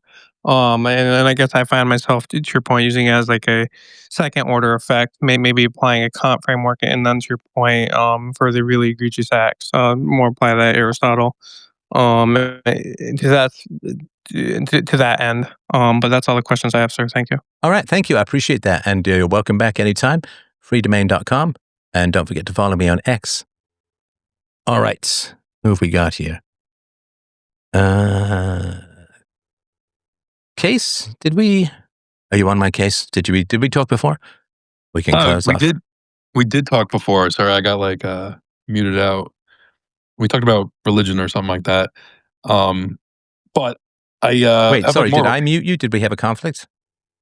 No. We never had a conflict. Okay, sorry. I don't remember. I remember the last guy who's I think crabbing about me now on on X, but that's fine. Okay, so sorry. How can I help you? No, we've never had a conflict. I've been a big fan for a long time. Okay, well, nice to meet you. Yeah, and we've talked once before, but on a different account I had, it got deleted. Anyway, I have more of like a personal question, and it has to do. So like I growing up, real quick backstory, I never really wanted to have a family. I started listening to you. You've kind of enlightened me to that and inspired me in a way. Like I want to be a father, and I like the peaceful parenting method. You've kind of defined, at least articulated it for me. I hadn't heard it anywhere else. And combination, I kind of grew up on a farm, so I have I've raised some animals. I did some animal husbandry, so I have like basic grasps of like resource allocation and important things families need, whatever. And I saw your tweet yesterday. Maybe it was about mental illness, 80%. 70%. I'm just rereading a book by, it's actually, I think, the cousin of Sacha Baron Cohen, and it's called The Science of Evil, and in it he points out that twin studies have shown that, say, borderline personality disorder, which is one of the worst diagnoses around, is 70% genetic based upon sort of twin studies. Yeah. Okay. Well, thanks for clearing that up. But and I haven't watched The Truth About Divorce yet. Usually I watch all your stuff. I haven't had a time to watch it, but I kind of grew up in a divorced family. I know like all the pitfalls, and I'm desperate to avoid it. And now more personal territory. I've known a woman for 20 years, and we've been hitting it off great. And recently we got engaged, and then I encouraged her to get off like psych medication. And fast forward a couple weeks later, and she's like having anxiety attacks and mental breakdowns. And she, to be fair, she was always talking about getting off it anyway. And for the years, did she get off it with the advice of her doctor, or did she just do some cold turkey scenario? No, cold turkey scenario, totally. And listen, I'm the last person on the planet to give medical advice, but to me, if you're going to change your medication, please, Lord above, talk to your doctor. This stuff can be really challenging to get off, and you may need to taper. I don't know, because again, I'm not a doctor, but I think it's fairly safe to give medical advice, which is sort of talk to your doctor about these kinds of decisions. I appreciate that. I understand you're not a doctor. Yeah, but that would be so she just went cold turkey, and that's it, right? Yeah. Okay. But I guess I had a larger question, right? So she decided to go back on it, has to reestablish a relationship with her psychologist, this stuff. I guess the larger question is like, from your gut instinct, is the mental illness that's kind of clearly inherent, is that like a non-starter? Because I haven't watched your recent stuff. I don't know if you've covered it. I was wondering your opinion. Yeah. So, I mean, borderline is very hard to treat. There's lots of people who are mental health professionals who are like, borderlines, oh no, because, they call at 3:00 in the morning threatening to kill themselves if you don't talk to them for 3 hours. That's sort of anecdotal stuff that I've read. So it's pretty tough to change that kind of stuff. There are people who have significant personality disorders that can kind of mellow over time. I don't know if they just wear out or something like that, but they will often be a little bit less intense when they get older, but still, much more intense and, high-low than the average population. So it depends, if somebody's kind of a bit depressed or a bit down or has dysthymia or whatever it is, we're not all perfect, that kind of stuff. But if somebody has one of the more extreme personality disorders, narcissism, psychopathy, antisocial personality disorder, borderline, and so on, again, I can't tell you what anyone should do, and I certainly can't diagnose anyone. But I can tell you that I wouldn't date, and I wouldn't even be involved in a person's life. And listen, as you know, genetics are not destiny. There's a lot of, it's not like 70% of people who have particular genes will be borderline. It means that 70% of the contribution is genetic, but that still gives you a 30% to work with, which is quite a big deal, right? So I can have as much sympathy as can be imagined for people who suffered a lot as children. And I think that these kinds of dysfunctions in the mind arise out of significant child abuse. And a lot of dysfunctions in the mind, as the old saying goes, arise out of the avoidance of legitimate suffering. People who would rather take drugs than go through the pain of processing a bad childhood. And a lot of people with a lot of extreme mental disorders have had, childhood rape. I remember meeting a woman once whose father had passed her around to his friends as an object of pedophilia. Just absolutely wretched and appalling stuff that goes on in the world. When you see that kind of stuff, it really does, change who you are, realizing the depths of depravity and human evil that people are capable of, particularly against children. So I can have a lot of sympathy for sure, but I would not choose to hitch my wagon to that kind of a person, because the sympathy doesn't heal them. They often, particularly if they're older and have a history of, sheer chaos and so on, they are somewhat out of control of their state of mind. They tend to be very impulsive and not overly filled with conscience or regret. They tend to be very highs and very lows and so on. And I can't fix what I didn't break. And I can't fix stuff that has gone on from early childhood into, say, 20s and 30s. And it is very hard to make people better, even for professionals. So you think of really extreme personality traits, they can be put into an asylum, even sometimes against their will. And with all the medication and all the therapy and the complete control over that person's environment, they can't fix them.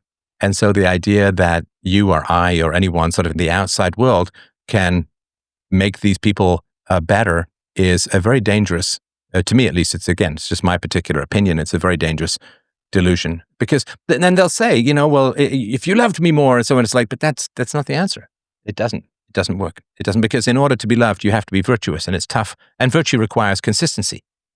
And it's tough to be consistent when your emotions and impulsivity are all over the place. So yeah, I personally would not. But of course, it's everyone's choice for themselves. I'm sorry, that's sort of a pointless thing to say, but you know what I mean. No, I like that last point too, about being able to provide the love. And and I don't want to get too anecdotal, I don't waste your time. But in this particular case, there's no extremes of abuse. I've known her for 20 years or so, and it really, and she doesn't get abusive with me, or we don't get abusive towards each other. It's very soft spoken, very sweet girl. She just gets insanely depressed and shuts down for weeks at a time. And and so he kind of harkened back to the last conversation. What is it, Aristotle's golden. I never heard that before, but falling somewhere in the middle and trying to make the best of it without hitting the extremes. That's kind of what I was feeling like. But I was just kind of wondering, from your personal experience, if you would even bother with someone who even had a little bit up and down. Well, no, I mean, I think we all have a little bit. medication. Yeah, I think we all have a little bit up and down. I think that's fine. But do you want to have kids? Oh, definitely. Yeah. Okay. And is she, if you've known her for 20 years, is she of the age where she can have children? Oh, yeah. We're both still pretty young, and we're both very healthy. Okay. So the reason that I'm asking, of course, is that you choose who you date, assuming that you want to have kids. You choose who you date on the foundational understanding that your future children get the deciding vote. In other words, if your future children, out of all the women you could know, would your future children choose this woman to be their mother? Would they be overjoyed at your choice for them? It's a question. Yeah, during good circumstances, yeah, and for No, over a year. hang on. So there's no under good circumstances. Because The circumstances being medicated. well, no, I think well, I mean, why did she want to get off the medication? because things were great. We were happy. I'd never really known her. I've known her for 20 years, but I'd never known her off medication personally. And she was like, I think I want to get off this shit because like we're talking about having kids. We don't want to have a kid dependent on whatever it is. You know, that becomes a factor too. When moms give birth, do breastfeeding, um, those medications play a factor. And so we were both, you know, trying to live healthy lifestyles. Like, okay, well, if we're going down this road, we should probably eliminate that medication you take every single day. And like to me, I never really was too close to mental illness, and I feel like I've been through enough trauma and I've worked through it naturally without medication. I just assume everyone can. Has she done talk therapy? Yeah, yeah. And her talk therapist gave her the meds. Well, if that's a psychiatrist, I don't Okay. know where you are, and you don't tell me. But my understanding is that psychologists cannot prescribe. That's a psychiatrist's job. Yeah. I guess maybe the answer is no to talk therapy, but I mean, you know, we like pray together and stuff. She's very tries to be good and is aware of like, you know, moral rights and wrongs, even though we don't have philosophical discussions. It's just very second nature. So there's good in there, but she's like consumed by darkness, you know, and So what does tries that to mean? She's consumed. Okay, and again, you don't have to get into any details. But am I wrong in assuming that her childhood was pretty bad? actually, yeah, I grew up she grew up on the rich side of town. Well, that doesn't You mean know, that the childhood can't be well, bad. I don't know, but I mean, as far as physical abuse, the extremes, no. Maybe there was neglect from a father who wasn't there because he was working all day long, but no divorce, no obvious trauma that, like, you know. Okay, but hang on. But you said neglect. I mean, if I had to assign anything, that would maybe be the best, but not neglect is like I'm hungry, meaning like I miss dad because he's running a giant company. Okay, so what's her relationship with her mother like? Relationship with parents is very good. Family is very good. She's good reputation. It's just when things, well, you know, now that she's off her medication, she's like, I can't stop thinking about killing myself. I can't stop thinking about Okay, like not wanting to I'm see sorry people. to be a nag, but please don't laugh. I'm sorry. Like that's quite shocking. So when she's not on the meds, she's suicidal? Not actively. No, It's no, more of but like a joking. she's thinking about it. Yeah. She said she can't stop thinking about suicide. Well, okay. So like, I mean, we've had this conversation. Whereas like, I think any intelligent person, if their life gets hard, has to factor that option. That's just always been my opinion. Like, can anyone honestly say like when things are the worst they've ever been, you know, like, well, if I wasn't here, I wouldn't have to Okay, hang experience on, that hang on. anymore. So, but you've got two standards there. One is when life gets hard, and the other is when it's the worst it's ever been. Now, those are two very different things. Fair. Yeah. Well, I mean, I see the distinction. I guess you know. I mean, I'm not in her head. I talked to her about it. So, And would she have to be? And again, you would know more about this than I do. Would she have to be off her meds when breastfeeding?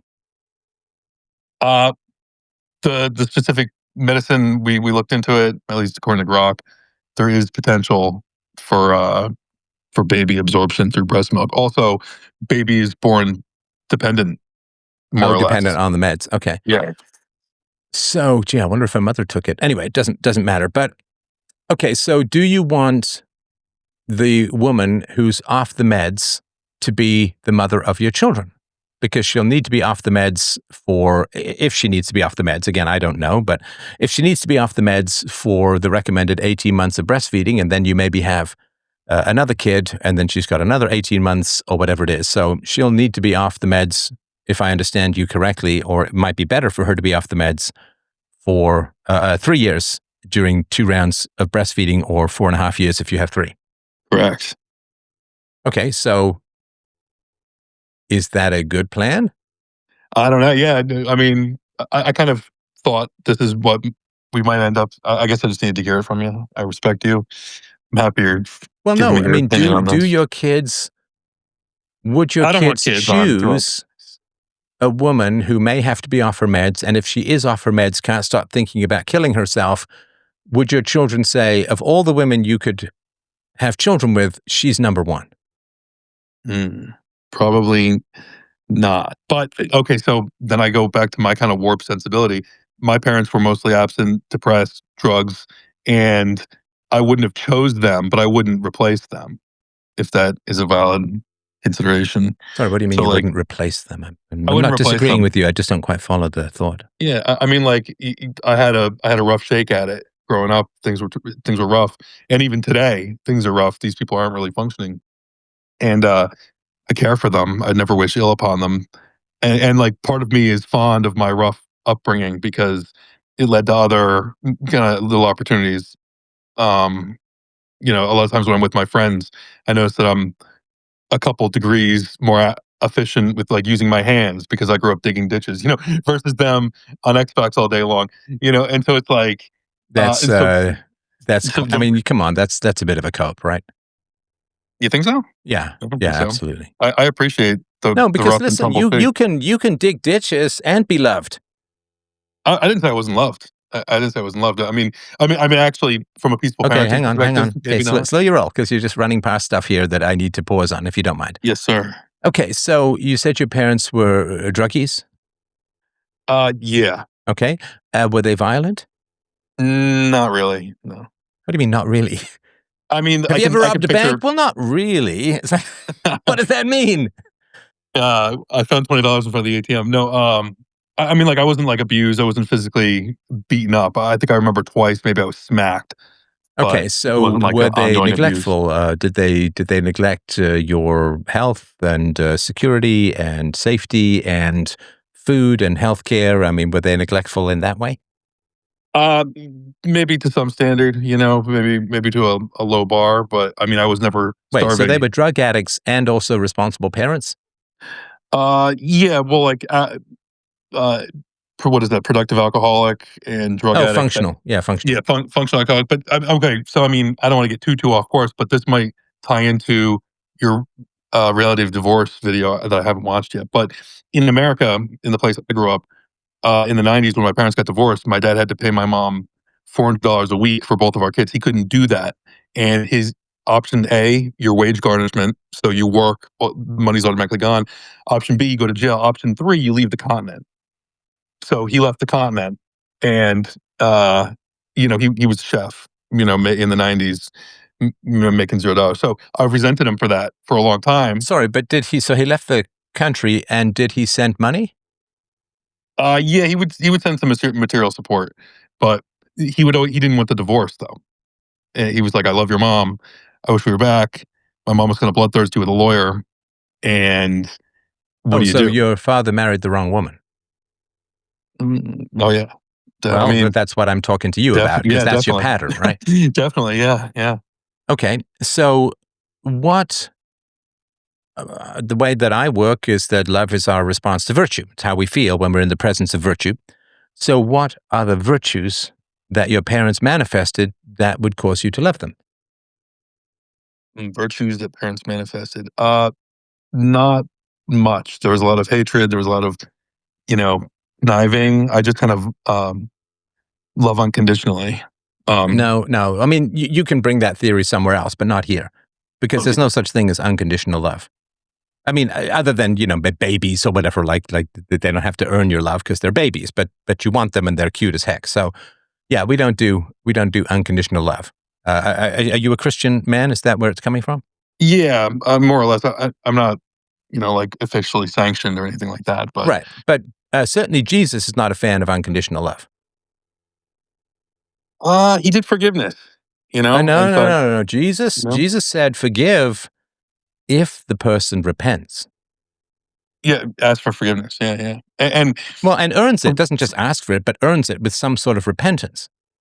right. How do you earn forgiveness to an adult? How Like do you what? how do you for bad parenting get forgiveness Well, to an have they? adult? Let's say, has your mother apologized to you and made amends for the bad decisions she made over the course of the divorce and for leaving your father in the first place if he wanted to continue to work on the marriage? No, not really. She still badmouths him and stuff, but she Bro, does invite him for Christmas now. So she's that's a, still wait. She still badmouths your father a little bit, like in a petty way. to Yeah, you. yeah. Oh yeah. So that's shitty behavior. Yeah, definitely. Okay. But she's like a shitty person, you know? Okay. So how do you love a shitty person? Well, I think that setting a good example and What do being you the mean? person No, that that's not an being the answer. person that I want her to be. What is, You know, I what is don't that answer? Setting a good example to who? to her. To Okay. any So, hateful so person, you've really. known her for how long? My whole life. Okay. So 30, 40 years? Yeah. Okay. Has it worked? Yeah, I mean, bit by bit, you know, because I used to. So here's the thing: I No, was she raised by hasn't her. even apologized. Well, hold on one second. I was raised by her, so I used to behave like her. I would gossip and was promiscuous and stuff. And it took finding someone like you to kind of define why those things were bad, and because I didn't have any Okay. sane Okay. adults in my So life. let me appeal to your greed here. Okay. All right. So you want a good wife and a good mother for your children. Yes. So what's your favorite female name? Vanessa. Vanessa. Very nice. Very nice. Not Vixen with 3 X's in the middle. Okay. Andy. So Vanessa comes along and she's virtuous, courageous, honest, direct, moral, good, right? Yeah. And then she meets your parents. Does she want to spend the next 40 or more years in the proximity of your parents and have them help her raise your children? Probably the answer is no. But The answer I'm is absolutely not. yeah, but I'm secure. Like I've my own place. I No, make enough that we don't You're rely thinking on like a bro. grandparents. Listen, and you are a Okay. guy. You're thinking like a guy. So you're thinking of a woman as an individual. That's not how women think. Women judge you by the company you keep, particularly your family. Because while you're off working, doing your thing, putting your 60 hours or 50 hours or 40 hours a week in, women are programmed to say, okay, so I'm going to be spending a lot more time with this guy's mother at times in my life and his father than him. In the same way that if you were interested in Vanessa and Vanessa had dysfunctional, mean, mouthy parents, and she said, well, we're going to spend all summers with them, all Thanksgiving, all Christmas. It's going to be at least 4 months a year. Would that be a factor in you marrying her? Maybe somewhat, but I can kind of consider that. Like, No. What do you mean maybe yeah, I don't somewhat? spend a lot of time. She's I don't got spend time with mean, my family. dysfunctional, volatile parents. Yeah, I could deal with it. I don't judge people based on. And let me just pose this to you for one second, because I've never heard anyone talk about it. I think I like to take credit for this one. But having the wrong answers to a test is better than having none of the answers to the test. Right? I don't know what that means. That's way too Yeah, abstract for well, me. think about it for a second. Like if I give you a list of the wrong answers to the test, I said these are the wrong answers. You know this now, right? So don't do these things. That's kind of how I view my life. I had the wrong answers. I could view these people that were dysfunctional, low IQ morons and be like, all right, clearly they're not happy. Don't do anything they're doing. And that was Okay, the but only. if they're all wrong, see, I'm afraid you did fail the test. I apologize for being a jerk, but you did kind of fail the test. So the correct answer to Vanessa's crazy parents is like, I can't put my children through that. I can't have dysfunctional, crazy people around my kids. Yeah, Remember I said, what did I say? I said, choose who you date based upon your future children getting the deciding vote. And I said, you're going to spend your family's going to spend 4 months a year with crazy people. And the correct answer is, forget what you can handle. What's best for your kids? Should your kids be exposed to that?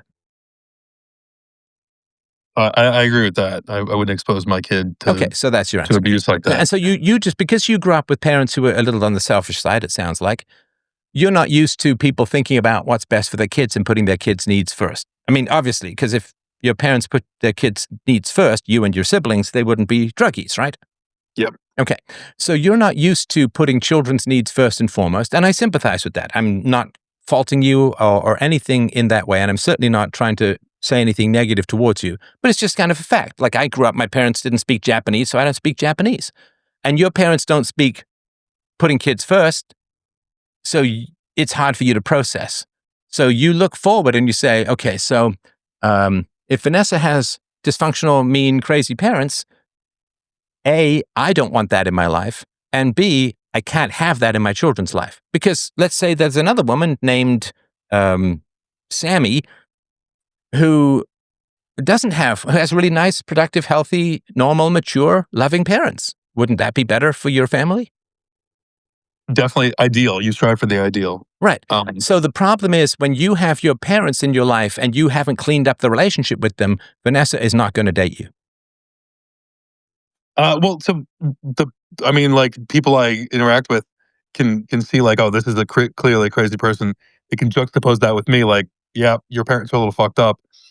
Like, and I demonstrate value in a bunch of different ways, like not being abusive, being able to be a good provider, and then like an intelligent person can deduce from that because, No, you're still. no? I'm sorry to be annoying. You're still failing the test. I don't think this is annoying. Why I will appreciate it. you're just putting yourself forward. You're the only person that Vanessa's going to judge.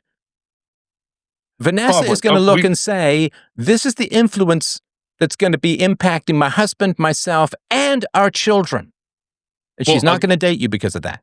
So I don't introduce people to my parents lightly. Maybe in the past, 15 years. No, but she's going to ask you. Yeah, well, I do, so I kind of preempted this. I'm like, listen, I don't have a good relationship with my family. They're a little whack. You make your decision. And so kind of we go in there with that. I get what you're saying about kids. You can't really prompt a kid like that. Sorry to interrupt. So the woman that we're talking about now, who's on and off the meds and on again, does she know about your dysfunctional family of origin? Oh yeah, she met them. We grew up together. She's known about them. She's met my mom before we were a Does teen. she think that they're going to be a good influence on your children? Well, I know. Please don't call this coke, but I mean, as far as like raw parenting, my mom is a good parent. Like wants to be a grandma. She is a grandma. She's stable now in her life. Raw parenting? I don't understand. Like, raw Would you parenting, put the word raw in? That doesn't know. Is she like a carrot? Yeah, What are you talking about? like you don't want to go to her for existential philosophical advice, but being like, oh, clean up the poopy. Don't hang your head in the corner. Hang on. So she was it just your father who was on drugs or was she on drugs? She's functional alcoholic. He's okay. So she's an alcoholic, and she busted up your family and trash talked your dad for decades. Oh yeah. So please don't tell me good parent. Come on. Oh, well, I mean, come on. No, come on. That's not a good. Don't spread this nuttiness to my audience. I guess I'm trying to say, as far as like a visit once a month, it's not going to be this disaster. It's not like there's a drunken orgy going on that I'm taking my kid to. And I don't spend a lot of time around these people because of that, and they know that. I've asked them about this. I've been like, wait, so give me the straight answer on this divorce. Let's talk about the circumcision shit. What's going on here? So they know my stances on all this stuff. They know I have gripes, and I keep a distance. Actually, I show up for Thanksgiving, Christmas, my birthday. And so okay, but how often do you guys talk? When she needs something, when he needs something. Well, how often is that? I haven't asked. Not very often. It's usually like, oh, can you fill up my car tire? Or so do you like your parents? Yeah. I mean, okay. So if you like them, why don't you talk to them? Well, like I like my boss. I don't talk to that guy though. Sure you do. You talk to your boss every day, I assume. Well, I talk. Well, I mean, no, not really. He's kind of a couple degrees past me. But for I mean, somebody's got to give you instructions at work, right? Somebody's got to have a standard. They got to review you. They got to approve raises. I mean, you interact with your boss, right? Yeah, as needed though. We don't go shoot the shit, talk about hot girls at the smoke pit. Okay, I'm not saying that would be your topic. Okay, do you have friends that you like that you don't talk to? Yeah, well, now that I'm engaged, we've kind of been doing engaged stuff. And I missed the part where you were engaged. I'm sorry if you mentioned that. Oh yeah, we got kind of light engagement. A what? Like you're like king of caveats here, man. What is a light engagement? I mean, like I'm not into the like engagement photos, the throw on the beach stuff. It was kind of like a conversation. But you proposed and you've set a date to get married. Yes. No date to get married. Just proposal. Okay, is she in her 30s? Yeah, early 30s. Okay, so 31. You don't have a lot of time. Yeah, that's a factor. So why haven't you got a date? When did you propose? July. July. Yeah. July. September, October. So 3 months ago, 3 months ago. Yeah. Well, I mean, if it matters, we've had a spiritual wedding already, and we haven't done the legal stuff yet. So, So do you consider yourself married? Yeah, she calls herself my wife. Okay, got it. All right, so you're married. I guess, yeah. I mean, well, this has been a debate. Do we care if the Democrats judge says we're married, or does it just matter to Jesus? This is a debate at the dinner table, but yeah, for most Okay, so intents and sorry, purposes. my apologies. I thought that you were asking whether or not you should date the person and not. I mean, you're already married, right? Yeah. Okay. All right. Well, we're not legally married yet. Okay, right? I There's been understand. I no understand. aisle. Okay. But you're married. She calls herself your wife. Okay. Got it. Well, I would, personally, I would say it's well worth being honest and direct with your parents, because I think that you withhold from them the possibility of salvation if you don't confront them on the wrongs they did and ask them to apologize and make restitution. Because that is going to, they're better in the Christian universe. Are your parents better off if they admit their fault and apologize and make restitution? Okay, so again, it's a little anecdotal, a little personal, but I No. forgive. Sorry, I'm just asking. I'm answering your I'm question. asking theologically. Theologically, yeah, you're supposed to give forgiveness and seek forgiveness. Okay, so if they don't even particularly know what they did wrong, aren't you withholding from them the possibility of being forgiven and of erasing the sin? They know what they've done wrong. I've forgiven them. I No, don't but think hang on. Yeah. Again, you're opposing Jesus then, because Jesus says that people have to make amends. They have to repent. Right. So now we get down to like semantics almost. Like they say sorry. My dad will be like, "I'm so sorry for your childhood," and I'm like, "Okay, Like mocking I you? forgive you." Huh? Like mocking you? No. Like this has happened since before the divorce. There's all these traumatic episodes of parents crying, apologizing, and I'm like, I don't give a shit. Like at this point, sorry, I'm getting a little. No, I'm it's yelling. fine. I don't care. It's fine. But at some point, in early teens, I was like, "You people aren't helping me. I'm not going to let you hurt me." And I took my control of my own life, and I jettisoned, and I've never asked them for a thing since I was like 15, maybe.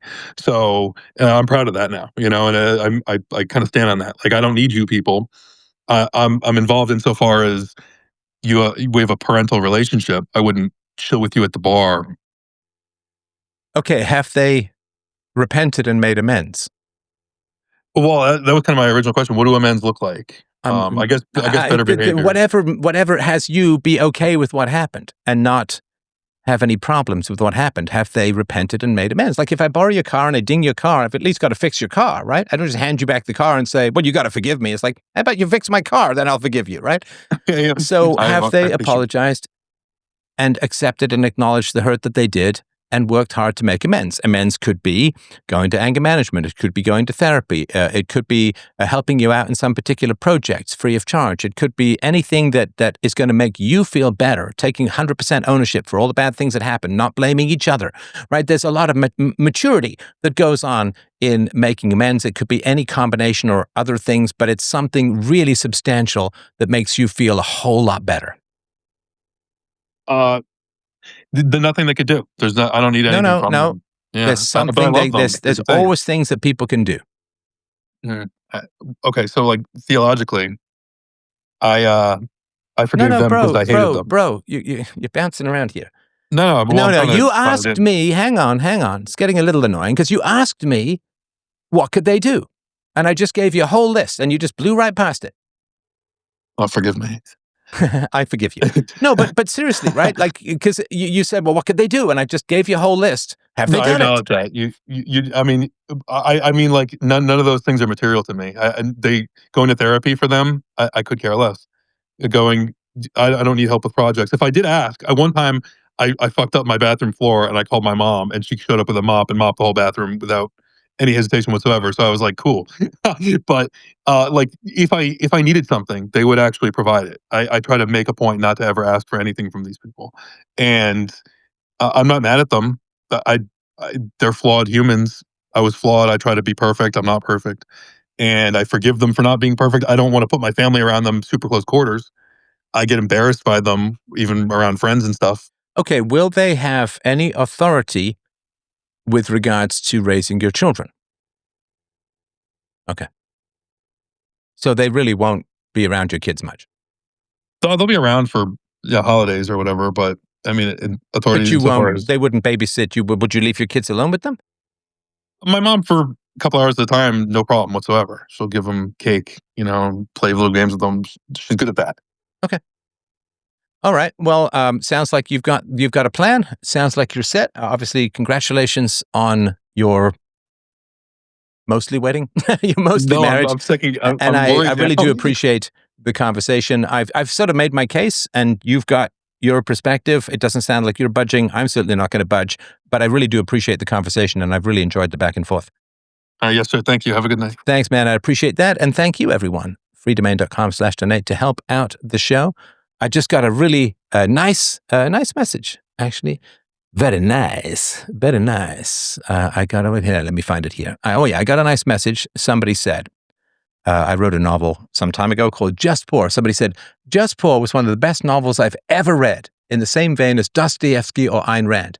I very rarely read fiction books anymore, so I'm not really qualified to write a review, but here's a tip, and gave me a little tip for the book, and you can get that book for free at freedomain.com/books. All right. Lots of love, my friends. We'll talk Friday night, and don't forget, Sundays are for donors. Sunday morning, 11 a.m., we'll do a subscriber-only show, which will stay behind the paywall, and we can get as spicy as we like. Lots of love. freedomain.com/donate. Good night.